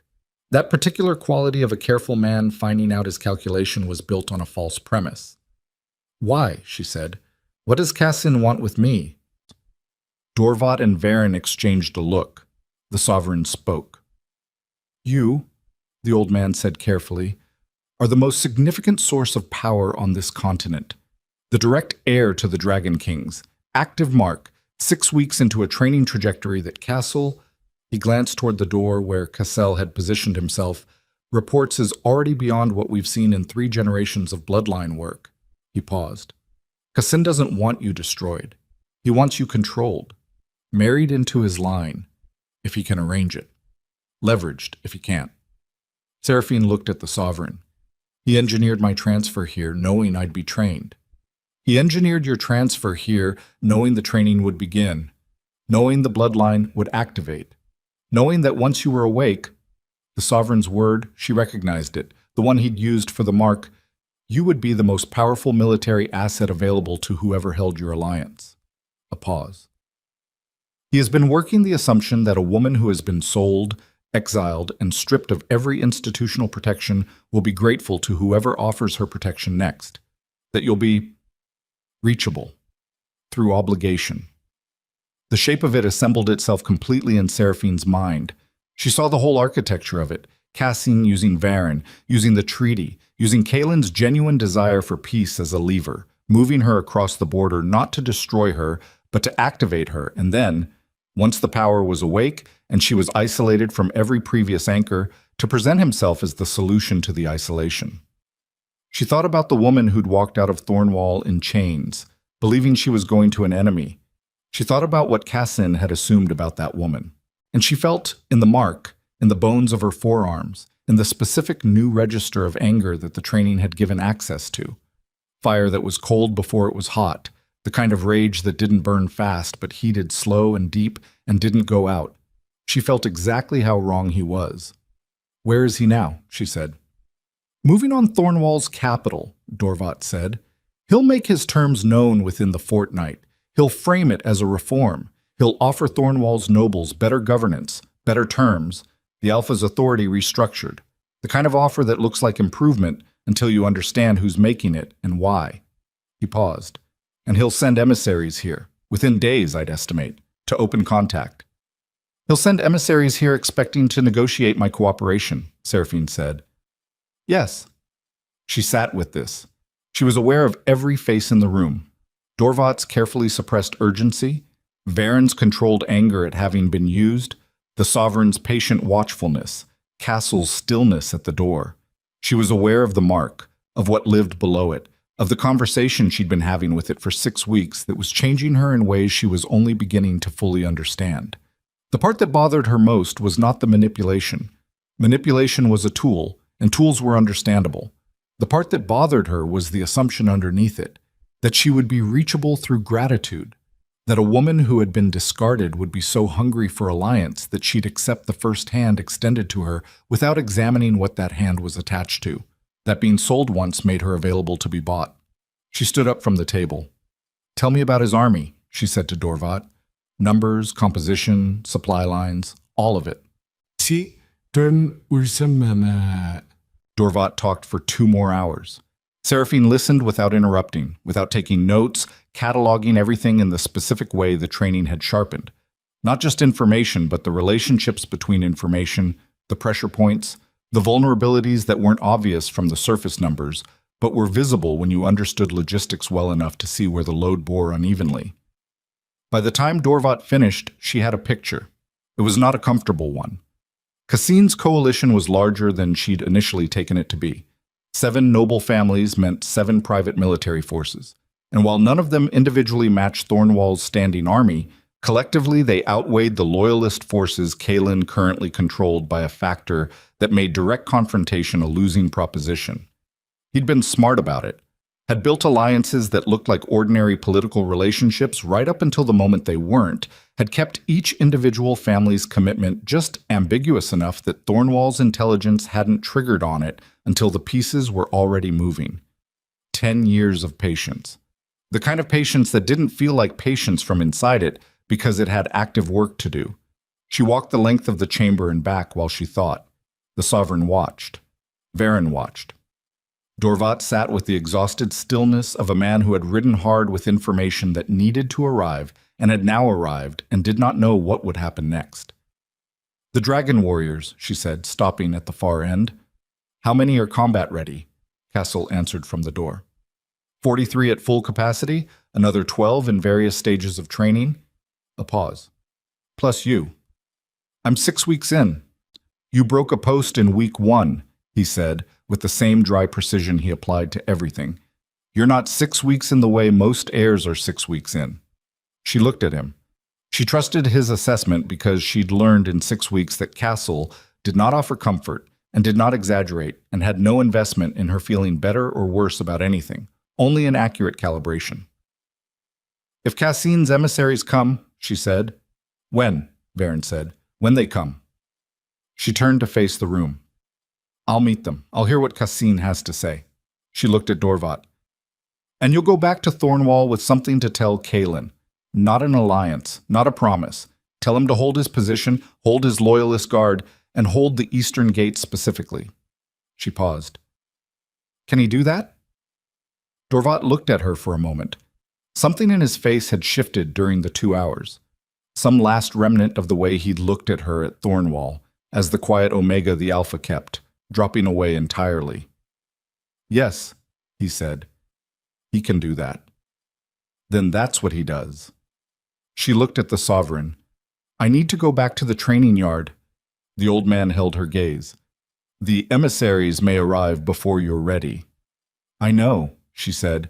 "So I need to not waste the time between now and then." Ochamt. Cassine's emissary arrived on the 9th day. One man, which was either confidence or insult, or both simultaneously. He had a diplomat's bearing and a soldier's eyes, and he introduced himself as Lord Envoy Pren, with the specific tone of a person who had been told he was carrying a generous offer and believed it. They met in the upper reception room, Seraphine's choice of location, not the sovereign's suggestion. She had wanted the room with the eastern light and the view of the training yard below, and she had wanted to be standing at the window when he arrived rather than seated at the table. He came in. He stopped when he saw her. She watched him take in the same thing Dorvat had taken in when he arrived. The changed posture, the changed quality of presence. And she watched him recalibrate visibly and then decide to proceed as briefed. "Lord Cassine sends his regards," Pren said, "and his understanding of the circumstances that brought you here." She said nothing. She let the silence do its work. "He wishes you to know," Pren continued, "that he has long believed the treatment of Omegas within the territory's power structures to be insufficient, that his movement represents a genuine reform, and that he hopes you might consider—" "What does he want?" she said. Her voice was very flat. Pren stopped. "Not the framing," she said. "What he wants, specifically." A pause. Pren was recalibrating again, faster this time. "An alliance. Your presence beside his coalition as it establishes the new order. Your endorsement, publicly, of the transition." "My endorsement." "Your presence would—" "My presence would legitimize him," she said, "to the dragon bloodline, to the Drachenveld, to every territory watching the Thornwall situation and deciding which way to align." She turned from the window to face him fully. He wants to use what I am the same way he used what Kaelin wanted. He found the desire and built a mechanism around it. Pren's face had gone carefully blank. Tell me, she said quietly. When Cassin described me to you, when he told you who you'd be meeting, what word did he use? A long pause. Asset, Pren said. He said it without inflection, and she gave him credit for that. He was an honest messenger, at least. She nodded once. Tell Lord Cassin, she said, that I received his offer, that I understand it completely. She held Pren's gaze. And tell him that the last man who decided I was an asset without asking me made an error he is currently living inside. Cassin is about to make the same one. He has time to change course. She paused. Not much time, but some. Pren stood very still. And if he doesn't change course? She looked at him. She let him see. Not the warmth of the mark, not the fire, she didn't perform it, but the thing that had been building for 6 weeks underneath the training. The particular quality of a person who has understood something completely and is no longer afraid of it. Then he'll find out, she said, what an asset looks like when it decides for itself. Pren left. Seraphine stood at the window and watched him cross the courtyard below, and she felt the mark burning clean and steady in her collarbone. And she thought about Cassin somewhere in the south with his coalition and his patience and his 10-year plan built on the assumption that she was available. She thought about what it meant that she wasn't. And then she thought about 43 dragon warriors and 12 in training and Castle's dry, precise voice saying, plus you. And she thought about Kaelin holding the eastern gates. And she thought about what it would take. The full shape of it, the cost of it, the things she would have to become completely in order to do it. And she stood with that reckoning until it settled into something she could carry. Then she turned from the window and went back to the training yard, and she did not come back up until dark. She needed every hour Cassin was giving her. She intended to use them all. Part bon. Voi Thu Kek là một người kể chuyện và biên kịch điện ảnh chuyên nghiệp, hay truyền khai part bon dựa trên điểm kết thúc đầy kịch tính của part 3. Trọng tâm là cao trào bùng nổ, the climax, nơi mỗi mâu thuẫn của đế chế và tình yêu hội tụ thành một cuộc đối đầu trực diện không khoan nhượng. Yêu cầu kỹ thuật và giá trị tường thuật, hóa giải lời YouTube. Cấu trúc và dung lượng 3.000 đến 3.500 từ. Bắt đầu trực tiếp từ điểm kết thúc của part 3, không tóm tắt lại. Nhịp điệu kịch bản phải cực kỳ dồn dập, căng thẳng đến mức nghẹt thở với những lựa chọn liều lĩnh của nhân vật alpha. Narrative commentary, tăng giá trị bình luận. Đây là yêu cầu bắt buộc để YouTube không đánh lời, thiếu nội dung bình luận. Hãy lồng ghép cái giá của sự hy sinh và bản lĩnh thực sự của kẻ đứng đầu trực tiếp vào độc thoại nội tâm giữa nhịp độ khốc liệt của trận chiến. Phải có những câu văn chiêm nghiệm về việc tại sao con người trở nên đáng sợ và kiên cường nhất khi không còn gì để mất, nhưng hãy thể hiện điều đó qua nhãn quan sát và quyết định liều lĩnh của nhân vật. Triết lý xong phải hòa tan vào dòng chảy hành động, giúp audio có chiều sâu triết lý thay vì chỉ là mô tả hành động vô hồn, đảm bảo đáp ứng tiêu chuẩn nội dung bình luận của YouTube. Hội thoại và bản năng. Hội thoại chiếm 20 đến 25%, lời thoại phải gạt, xúc tích, mang tính bản năng như những mệnh lệnh dồn dập hoặc lợi thế sinh tử. Sử dụng tiếng Anh Mỹ thô ráp, giàu tính đối đầu. Yếu tố con người, mô tả chân thực sự đau đớn thể xác, tiếng tim đập hỗn loạn, mồ hôi hòa lẫn máu và sự quyết liệt trong ánh mắt. Tránh lời kẻ mượt mà, hãy tập trung vào sự gai góc của hiện thực. Quy tắc thực thi nghiêm ngặt, triển khai chi tiết từng phân cảnh, scene by scene. Tuyệt đối không dùng gạch đầu dòng, không tiêu đề phụ, không nhắc đến tôn giáo, không sử dụng dầu ngoặc trong toàn bộ văn bản để bảo vệ metadata. Kết thúc ở đỉnh điểm kịch tính, cliffhanger, ngay trước khi trận chiến cuối cùng ngã ngủ, trình bày trực tiếp trong tin nhắn. Chỉ dẫn bắt buộc không được xuất hiện trong nội dung. Đây là tác phẩm hư cấu 100% phục vụ mục đích nghệ thuật và giải trí. Không ngụ ý đây là sự thật, trả lời trực tiếp trong một tin nhắn. Show more part bon, the weight of what was built. 3 weeks after Pran rode back to Cassin's coalition with her answer, the dragons flew. Not in formation. Not yet. This was training, the final stage of it, the one Castle had been building toward since week 1. And Seraphine was in the air above the citadel's eastern plateau with 2 of the senior warriors flanking her at distance, and the morning was cold enough that her breath came out white. and below her the basalt landscape spread in every direction like something that had decided long ago to be permanent. She had been afraid of the height the first time. She wasn't now. The not afraid wasn't bravado. It was something more structural than that, a shift in how her nervous system processed altitude and exposure once the mark was fully engaged, as if some older part of her biology understood that this was the environment she'd been built for and stopped sending alarm signals accordingly. Castle had warned her about this. He'd said, "The fear doesn't disappear, it relocates. You'll start being afraid of different things, more important things." He'd been right. She wasn't afraid of the height anymore. She was afraid of what she was about to do with it. Below in the Citadel's war room, the Sovereign and Varen were looking at maps. She knew this because she'd left them there 2 hours ago after the final council, after the decision had been made. Not announced, made, because there was a difference, because the announcing was just the formality after the thing itself had already settled. And she'd come up here to be in the cold and the altitude before everything that came next. The raven from Dorvat had arrived 4 days ago. Short. Dorvat's handwriting, which was exact and military and didn't waste space. Kassin moves on the capital in 6 days. Eastern Gate holding. Alpha has 50 loyalists remaining inside walls. Supply lines cut. Cannot hold past the fortnight. She'd read it twice and given it to the Sovereign and gone directly to the training yard.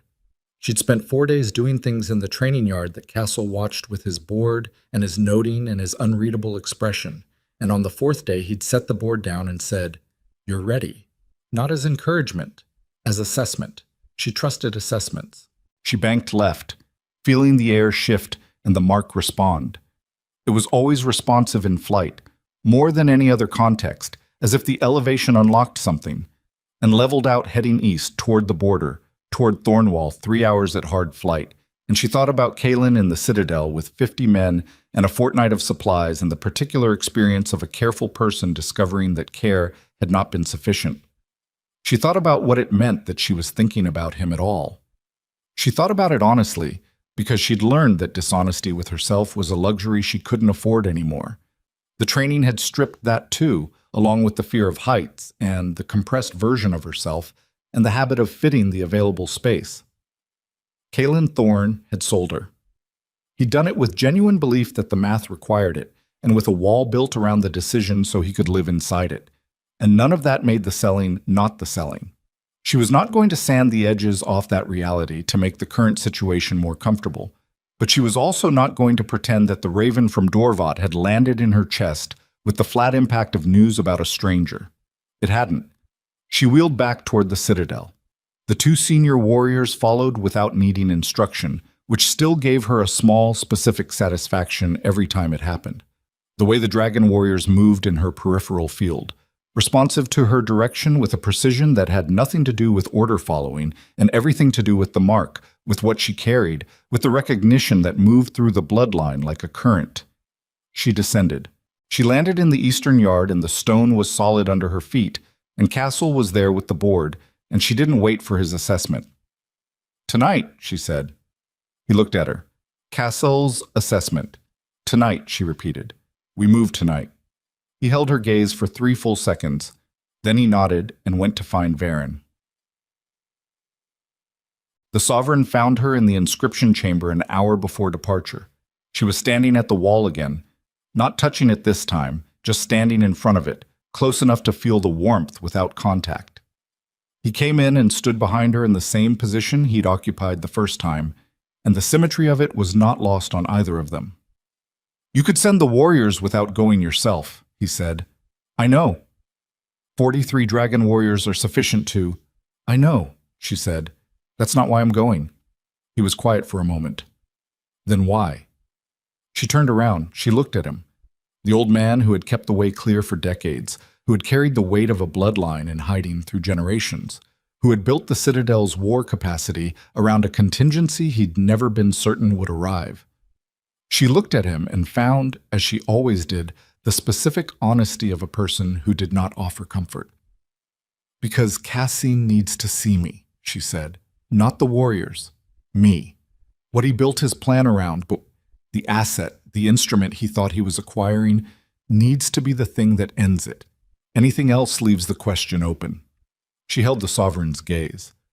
Other men will run the same math he ran. Other men will look at the Dragon Empress and see a variable they can work with. I need this to be clear. The old man looked at her for a long moment.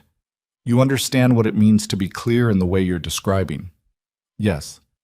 Once you are visible, once the continent sees you at the head of the dragon army, there is no version of quiet available to you afterward. I know. She held his eyes. I wasn't going to be quiet anyway. I just didn't know what I was going to be loud about yet.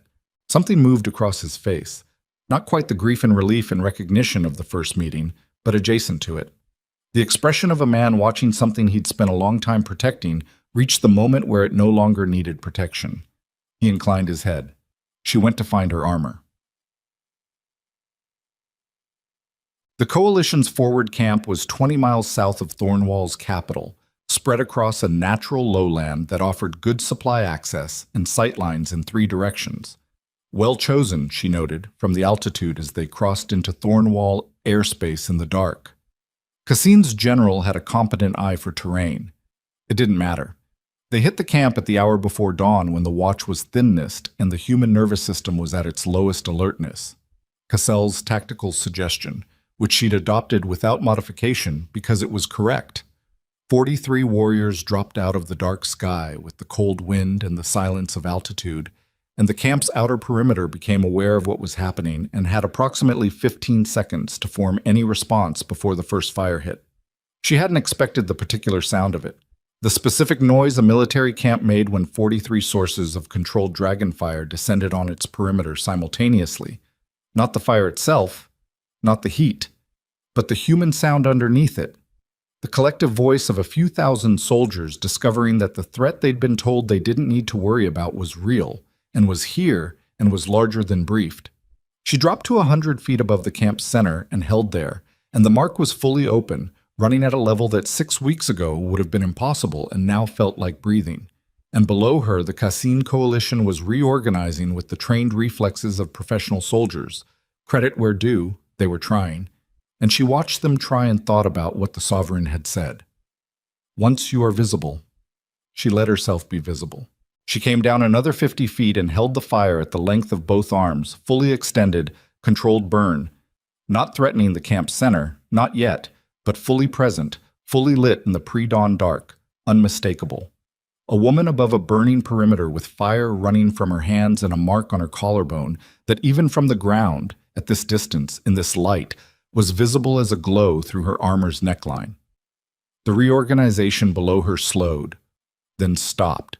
She watched the information move through the camp, watched it in the physical way that information moved through a crowd, in the shift of heads and the change of posture, and the particular stillness that overtook soldiers who had just encountered something outside their threat modeling. Cassine, her voice carried. The mark carried it, amplified it in the way it amplified everything when she pushed. She'd discovered this by accident in week 4, and Castle had made her practice it until it was controlled. Come out. Matt. He came out. She gave him credit for that too. He was a compact man, 50s, gray-haired, with the bearing of someone who had spent decades in political maneuvering and still remembered that it started in physical dominance. He emerged from the command tent surrounded by 6 guards and looked up at her in the firelit sky, and she watched his face do the thing faces did when theory collided with fact. He'd known she was trained. He'd built his plan around a trained dragon empress. But knowing a thing and standing 40 feet below it in the dark while your camp perimeter burned were different cognitive experiences, and she watched him work through the gap in real time. She came down, landed 30 feet from him, let the fire dissipate to a controlled presence, hands clear, mark glowing, the warriors holding formation above and behind her in the sky. She wanted this to be a conversation. Conversations required that both parties were functioning. You came yourself, he said. His voice was steady. The guards around him were not, but he was, and she cataloged that. A man who could hold composure in this moment had held composure through a 10-year plan, and that was a fact worth keeping. You built 10 years of work around what I do, she said. I thought I owed you the accuracy of doing it in person. Something moved in his face. Not fear. Not yet. Recalculation. The offer stands, he said. I want you to understand that what I did, moving you here, activating what you are, I built you a don't. She cut it clean. You built yourself a weapon. The fact that being the weapon required me to become something real doesn't change what you were building. She held his gaze. You and Kalen Thorne made the same mistake. He thought I was worth exactly a peace treaty. You thought I was worth exactly a coup. Neither of you asked what I thought I was worth. Cassin was quiet for a moment. The camp around them was absolutely still. The few thousand soldiers who'd survived the perimeter holding in the particular silence of people watching something happen that they don't want to interrupt because the interruption would land on them. And what do you think you're worth? He said. Not with contempt, genuinely. The question of a man who had, somewhere underneath the machinery of his plan, actual curiosity. More than this, she said, and less interested in proving it to you than I am in making sure you can't run this play again. She looked at the guards. Put the weapons down. They looked at Cassin. He held her gaze for 3 more seconds. She could see the calculation happening, see him running what he had against what was in the sky above him, and what was standing 30 feet from him, and finding the number he arrived at unworkable. And then he nodded, and they put the weapons down. The coalition, he said, disbands. Tonight, every lord who committed forces to this goes home. The grudges against Thornwall's authority that you used, those are real, and they need real resolution, and that will happen, but not like this and not with you directing it. She paused. You'll stand trial. Thornwall's court reconstructed with representatives from every affected territory. I'll be there.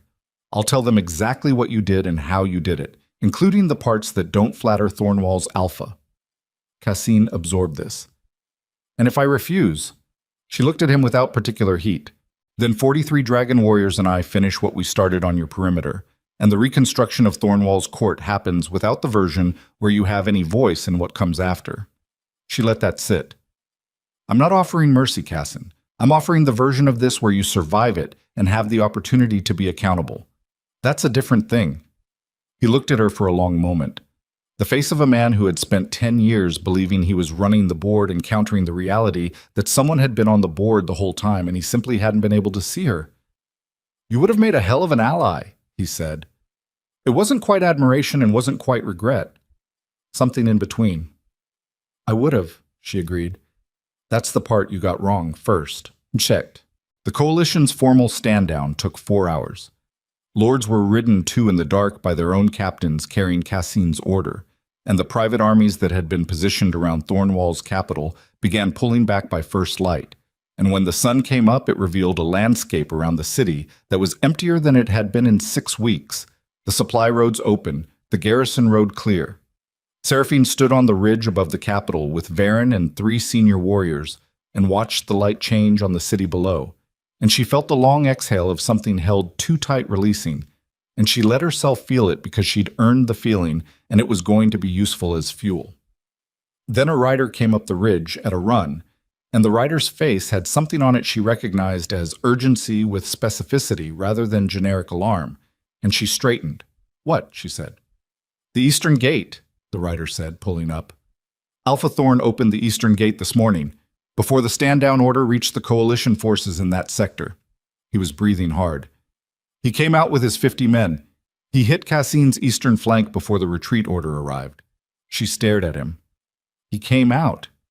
Yes, my lady. With 50 men against... They were holding the sector. Cassin had maybe 300 in that position. The rider's voice had a quality she couldn't immediately categorize. The Alpha's guard are... They're good. And he was... A pause, reaching for the right word, landing on forward. She turned to Varen. Varen had the expression of a man who had just done the same math she was doing. 50 men against 300 before the retreat order, in a sector where the coalition soldiers had not yet been told to stand down, where the fighting had been unambiguous and ongoing, where Kalen Thorne had apparently decided that holding the Eastern Gate wasn't enough, and had opened it himself and gone out. Not strategy. Or not only strategy. The strategy was arguable. It was the move that kept the coalition's eastern flank occupied and unable to reinforce the center at the precise moment she was talking Cassin down. It was, objectively, the right tactical call.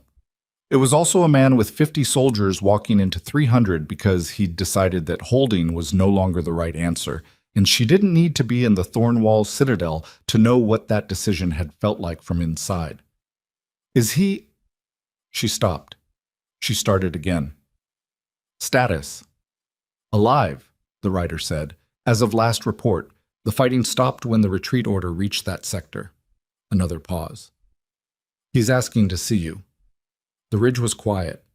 Behind her, Varen was carefully not saying anything. Above, two of the warriors held position in the morning sky, patient as the basalt they'd trained above. She thought about Kalen at the end of the grand reception corridor, with his wall built, and his certainty and the sound he'd made. She thought about 50 men and 300 and a gate that a man who'd spent 2 years building walls had opened himself. She thought about what she'd told Pren. The last man who decided I was an asset without asking me made an error he is currently living inside. She thought about the difference between an error a person lived inside and an error a person did something about. Tell him, she said, that I'll come when the stand down is complete and not before. She paused. And tell him. She stopped, found the words that were true without being more than true. Tell him I received the message. The writer went. Varen moved up beside her, looked out over the capital below, said nothing. She looked at the eastern gate from the ridge, which was visible as a darker line in the city's wall, closed again now, the fighting done. She thought about what came next. Not Kalen. That was one piece of a much larger reconstruction, and she was not going to let it become the whole picture. The court, the accountability. Every noble family that had committed soldiers to Cassine's coup and was now riding home believing the matter was concluded. The Omega protections that needed to be written into Thornwall's governing structure so specifically and so bindingly that no Alpha's math could include selling one again. The Dragon Kingdom's role in a continental order that had been built on the assumption they were extinct. The whole shape of it, enormous and requiring, pressing against the edges of the morning. She felt the mark steady in her collarbone, warm and constant and fully awake, and she thought, I have exactly the capacity this requires. Not comfort, not certainty. Just the flat, honest assessment of what she carried, fully known now for the first time. And the recognition that the carrying was hers, and the choices were hers, and the shape of what came next was hers to determine. She turned from the ridge. I need to see the capital's council room by midday, she said to Varen. And I need Cassian secured and transported. And I need someone to find Dorvat. And Thorn? Varen asked, carefully. She was already walking. He can wait, she said. He's had practice. She walked down the ridge toward the capital of the territory that had sold her, in the armor of the empire that had found her, with 43 dragon warriors dropping from the sky above to flank her escort. And the morning was wide open ahead, and she did not hesitate. Behind her, at the ridge's crest, Varen watched her go and thought, the man who wrote Clause 7 has absolutely no idea what is about to walk through his gates. He was right. And neither, entirely, did she. Because the woman who had read that treaty on her knees on cold stone 10 weeks ago, and the Dragon Empress who had just talked down a 10-year coup in the pre-dawn dark were the same person and also not. And the space between those two truths was where everything that came next was going to be built. The capital gates opened. She walked through them. And somewhere above the eastern wall, in the tower where Kalen Thorne was standing with the particular stillness of a man who had just done the most reckless thing of his life, and was now waiting to find out what it had cost and what it had changed, a sentry said, She's here, Alpha. And Kalen looked out the tower window and saw her below, saw the mark visible from the distance as a glow through the neckline of the armor, saw the warriors in the sky and the bearing that had nothing left in it of quiet and inoffensive and careful, and felt the full collision of everything he'd built and everything he'd missed arrive simultaneously in his chest. He had opened the gate. She had walked through it. What happened in the space between those two facts was the only question that had ever mattered, and it was still entirely open, and the answer was coming up the stairs. The tower stairs were narrow and cold, and Kalen could hear her coming up them before she reached the door. Not her footsteps, or not only those. Something else. A quality in the air that preceded her the way weather preceded a front, a pressure change that his body registered before his mind caught up with it. He'd felt something like it, distantly, in the 2 years she'd lived in Thornwall, and he'd filed it away as proximity to an Omega's influence and never looked at it again. He understood now what he'd actually been feeling. He understood a great many things now that he wished he'd understood 10 weeks ago, and the understanding sat in him like swallowed iron. The door opened.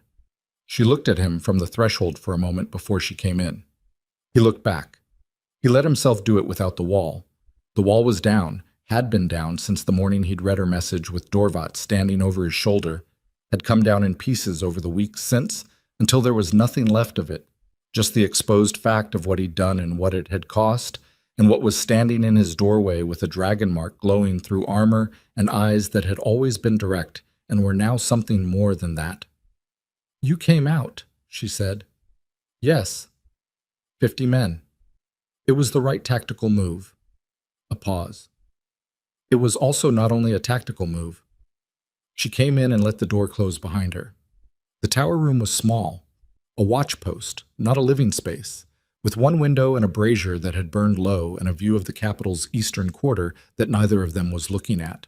She stopped 6 feet from him, and he thought about every time distance had existed between them. The careful managed distance of 2 years in the same household, the chasm of the grand reception corridor, the theoretical distance of 10 weeks and a border crossing, and thought about how distance was the only architecture he'd ever built with her, methodically, never examining why. "The council is set for tomorrow," she said. "Cassine is secured. The coalition lords are going home." She said it evenly, information rather than display. "Dorvat has the list of what needs to be restructured. We'll go through it formally in session." "I know." "You'll have a seat at the table," she said. "Not the head, a seat." "I know that too." She looked at him.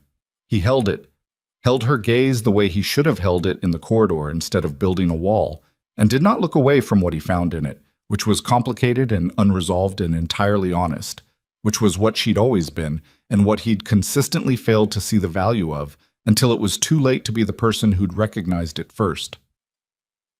"Why did you open the gate?" she said. Not the tactical question. The other one. He was quiet for a moment.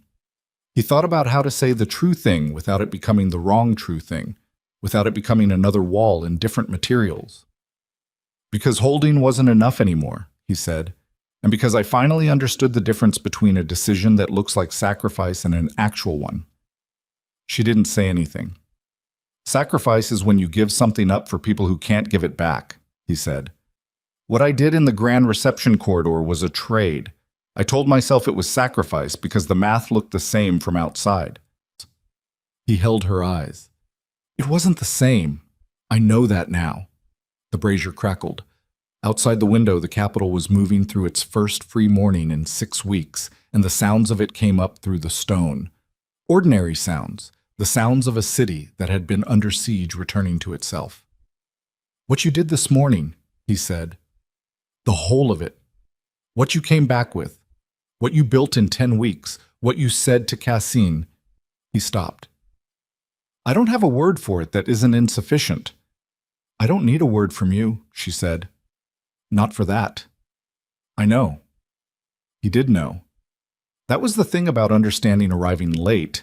It came with full clarity, the way objects became visible when the light changed, every detail suddenly present and undeniable. He knew she didn't need his recognition. She'd built everything she was entirely without it. That was the point.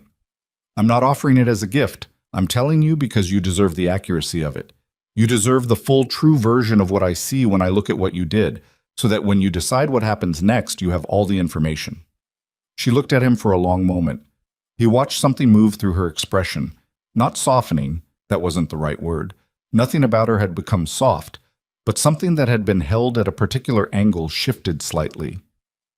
"Sit down, Kaylin," she said. He sat. She stayed standing. He noticed, and he noticed that she'd noticed he'd noticed, and neither of them addressed it because it was accurate.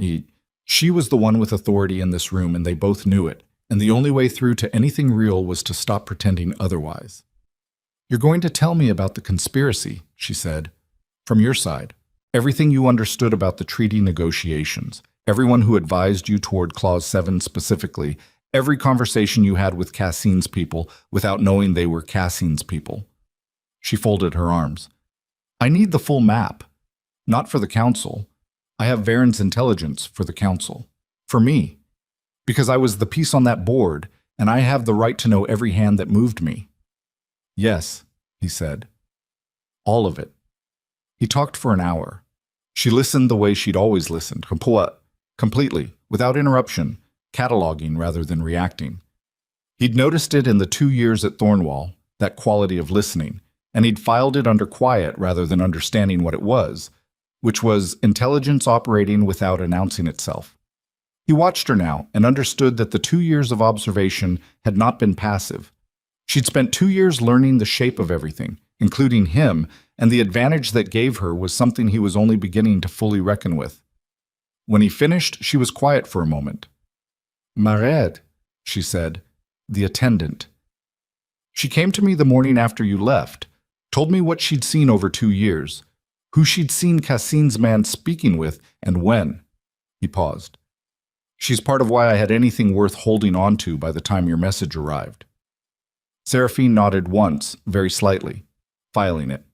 Murray, who had said, I'm sorry in the preparation chamber, who had delivered the treaty in the night, who had apparently spent 2 years watching and eventually done with the watching what she could. She keeps her position, Seraphine said. She keeps whatever she wants, he said. That's not mine to determine anymore. She looked at him. Say that again. He held her gaze. That's not mine to determine anymore. The silence in the room had changed.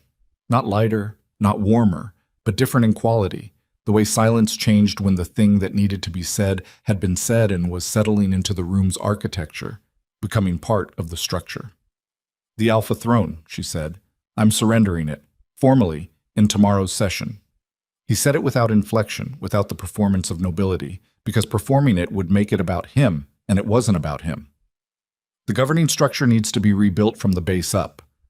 An Alpha Throne with the kind of unchecked authority that let me write Clause 7 is a liability to everyone under it, including the person sitting on it. He paused. I was the wrong design for the power I held. Not because I was cruel. I don't think I was cruel. Because I was certain, and certainty without accountability is just another word for a wall no one can see from the outside. She looked at him for a long time. He looked back and let her see whatever she was looking for, because he was done building walls against being seen. What will you do? She said. Dorvat has a list, he said. The border settlements, 3 of them that Cassine's coalition cut supply lines to. They need rebuilding. Infrastructure, not symbolic visits. Actual work, actual time. A pause. I'm good at logistics. I'm good at getting people organized around a problem that needs solving. I can do that without a throne. Probably better without one. She was quiet for a moment. He watched her face and found something he couldn't quite read. Complex, layered, the expression of a person processing something that didn't fit neatly into any existing category. That's not penance, she said. It wasn't a question. She was clarifying, making sure she was seeing it accurately. No, he said. Penance is for someone else's benefit. This is because the work needs doing, and I can do it, and the alternative is living in a capital that's been restructured around what I did wrong, which is, he stopped, found the honest word, smaller than I want to be. Something shifted in her face. Not warmth. He wasn't going to call it warmth. That would make it smaller than it was. Something more like recognition. The specific expression of a person who has spent significant time evaluating whether another person understands what they broke, arriving at a complicated answer. You missed the variable, she said. You know that. Yes. Not me specifically, what I was. She held his gaze. But also me specifically. Yes, he said. Both things true simultaneously, neither one canceling the other. She unfolded her arms. She walked to the window and looked out at the capital below. At the city she'd walked out of in chains 10 weeks ago, returning to itself in the morning light. And he looked at her profile and thought about all the things a person carried that were invisible to the people standing next to them, and how the invisible things were usually the important ones, and how a different version of him might have learned that lesson without the cost it had actually taken. The Omega protections, she said, still looking out the window, they'll be written into the new governing structure, not advisory, binding, with enforcement mechanisms and a council that includes Omega representatives. She paused. Non-negotiable. Non-negotiable, he agreed. The Dragon Kingdom and Thornwall will operate as allied territories with separate governing structures and equal standing. Not subservient, not absorbed, she paused. The sovereign will have formal recognition on the continental record. Yes. And Cassine's trial will be open. Full public record, including every piece of evidence about how the conspiracy worked from inside Thornwall's court. She turned from the window to look at him, including what it used. He held her gaze, including what it used. She nodded. Once. Slowly. The nod of a person concluding an accounting, finding the numbers honest. "Why did you open the gate, Kaylin?" she said again. The same question, different question. He understood the difference now. The first time had been tactical. This was the other one, the one underneath, the one that wasn't about the eastern flank. "Because I've spent my whole life building walls that were supposed to be protection," he said, "and I finally understood they were protection for me, not for the people I was supposed to be protecting." He looked at her. "And because you sent me a message telling me to hold, and the one useful thing I know about you, the thing I should have known from year one and took 10 weeks of your absence to learn, is that when you say hold, you mean you're coming, and I wanted to be the kind of man who deserved to be in the same room as what was coming." A pause. "I don't know if I am, but I opened the gate to find out." The room was very quiet. Outside, somewhere below, a market was opening. She could hear it, the particular sound of commerce resuming, vendors and morning foot traffic, and the ordinary texture of a city choosing, without fanfare, to continue. It was the most human sound she'd heard in 10 weeks, and it landed in her chest with an unexpected weight. She thought about the woman who had stood at the window in the preparation chamber and pressed her forehead against cold glass and looked at a bruise-colored sky. She thought about what that woman had known and what she hadn't, and what she'd built in the gap. She thought about how survival had required being compressed for a long time, and how the decompression was not an undoing of that. The compressed version was real, had been real, had kept her functional and observant and capable of walking out of that corridor with her spine straight. It was just not the whole shape. She thought about the mark, which had been there her whole life, warm and present and unrecognized, waiting for the space to become what it was. She thought about how much of a person existed in them before the circumstances arrived to make it visible. "You'll write to me," she said, "from the border settlements. Progress reports. Real ones, not diplomatic ones." She held his eyes. "I'm going to hold the accountability on this, not as punishment, because the rebuild is real work, and I want to know it's happening." He looked at her. Something moved through his face. Not relief. It was more careful than relief. The specific expression of a man who has stopped expecting to be given anything and is receiving something and doesn't know yet what to do with the receiving. "Yes," he said, "and Kaylin." She held his gaze for one more moment. "The next time you run math that has a person in it, any person, you ask them first." He looked at her for a long time, at the woman who had walked out of his grand reception corridor in chains and walked back into his capital with 43 warriors in her sky and a mark that lit the dark and 10 weeks of transformation that he hadn't been present for and couldn't claim credit for and didn't try to. "Yes," he said, "I will." She went to the door. She opened it, and the sounds of the capital came up the stairwell clearer than before. The market, voices, morning. And she paused with one hand on the frame and didn't look back, but she spoke. "You were not only your worst decision," she said, "for what it's worth." She went down the stairs. He stayed in the tower room for a long time. He looked out the window at the city below, at the eastern gate, closed now, and the road beyond it where the coalition had been and was no longer. And he thought about what she'd said. Not as comfort, she hadn't offered it as comfort, and he wasn't going to make it smaller by taking it that way. It was the thing she'd observed and found accurate, and said because he deserved the accuracy, which was exactly what he'd said to her, which was the first conversation they'd ever had where both of them were fully present in it. He thought about the border settlements. 3 of them, Dorvat had said, needing infrastructure and actual work and actual time. He thought about logistics, about the specific satisfaction of solving a problem that had a physical shape, about being useful in a way that didn't require a throne to stand on. He thought about writing progress reports. Real ones. The kind that would be read by someone who would know immediately if they weren't honest.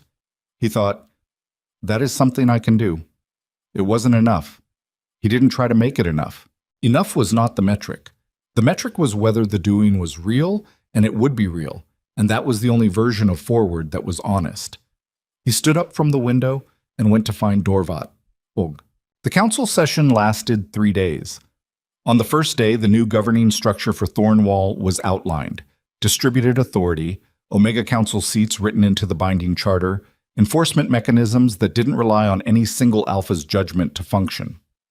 Seraphine sat at the table's center, not its head, and spoke precisely when she had something to add and was silent when she didn't, and every person in the room understood who the authority was without needing it performed. On the second day, Cassine's trial began. It was open. The full record was public. Every mechanism of the conspiracy was laid out in the specific dry language of evidence, which was more damning than any dramatic presentation could have been. The 10 years of it, the patience of it, the specific way it had used Kaelin's genuine desire for peace as a lever, the way it had used Seraphine herself as an instrument without ever asking what instrument she might choose to be. The noble lords who'd aligned with Cassine were catalogued. Accountability was individual and specific and not symbolic. On the third day, Kaelin Thorne formally surrendered the Alpha throne before the open council, in plain language, without ceremony. He said, I held authority, I was not adequate to hold, and I exercised it in ways that I cannot fully repair, and the best use of what I have left is somewhere other than this chair. He said it without performance, without drama, and it landed in the chamber with the weight of something simply true. Seraphine watched him say it from her seat at the table's center. She watched his face and found in it something she recognized, the specific quality of a person who has stopped building walls and is standing in the open air of what they actually are and finding it survivable. Not comfortable. Survivable. Which was, she'd learned in the years of her own life and the weeks of her transformation, the honest beginning of most things that mattered. On the 4th morning, she stood on the ridge above the capital with the sovereign. He'd come from the citadel the previous night. She hadn't asked him to, he'd simply arrived, and she'd understood from the quality of his arrival that this was a man who knew when a thing he'd spent decades working toward was concluding and wanted to be present for the conclusion. She hadn't objected. She'd given him a room and met him on the ridge at dawn.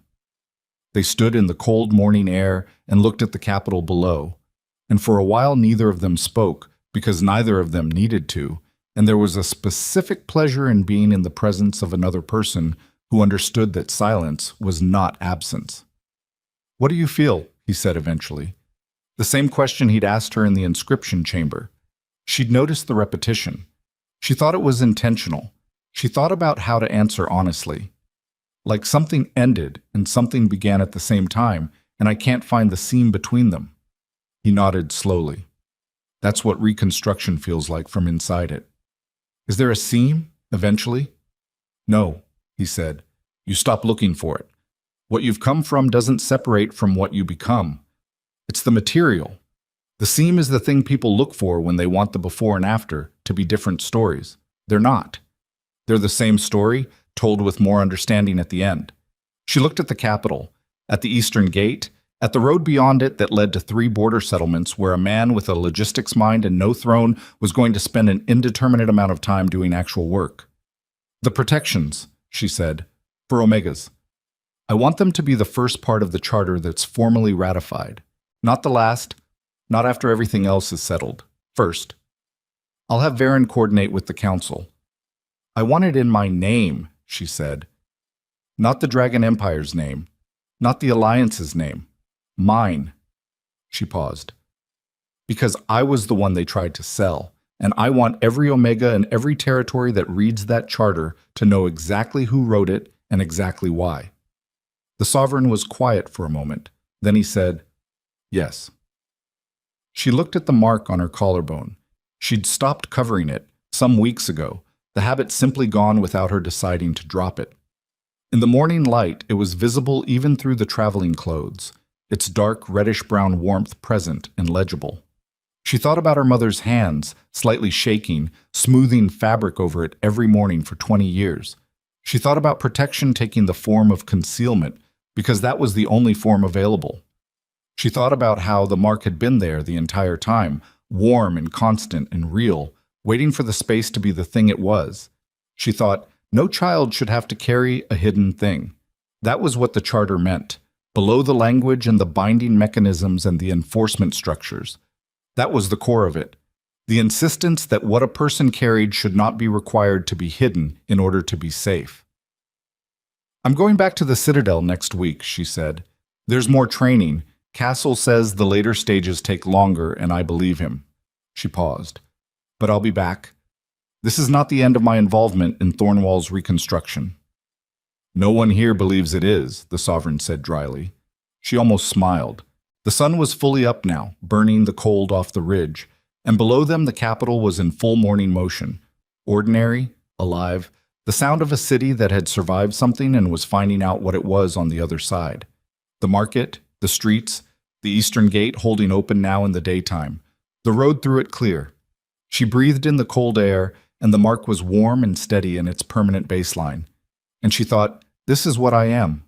Not the woman sold in a treaty clause, not the Dragon Empress returned in fire and formation, not the thing Cassin thought he was acquiring or the thing Kaelin hadn't known he was trading away. All of it.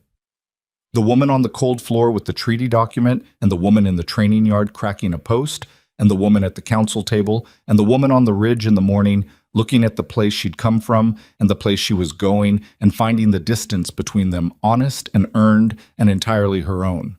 She turned from the ridge. There was work to do. There was always going to be work to do. That was not a burden. She'd stopped experiencing it as a burden somewhere in the weeks of training, somewhere in the shift from what am I surviving to what am I building. The work was the point. The work was where the thing you'd been through became useful rather than just survived. She walked down from the ridge. Below her, the citadel waited with its ancient inscription and its basalt warmth, and Cassel with his board, and the later stages of training and 43 warriors who moved in her peripheral field like breathing. Behind her, a capital was learning what it was without a throne at its center. Ahead, a continent was waiting to find out what a dragon empress actually did with what she had. She intended to show them, not with walls, not with certainty, with the specific and unglamorous and absolutely necessary work of a person who had been through the worst of what could be done to her and had come out the other side not grateful for the suffering but clear about what it had built. The woman once sold as a political sacrifice walked into the morning of a world that was changing because she'd changed it, and she did not look back. She was done looking back. There was too much ahead.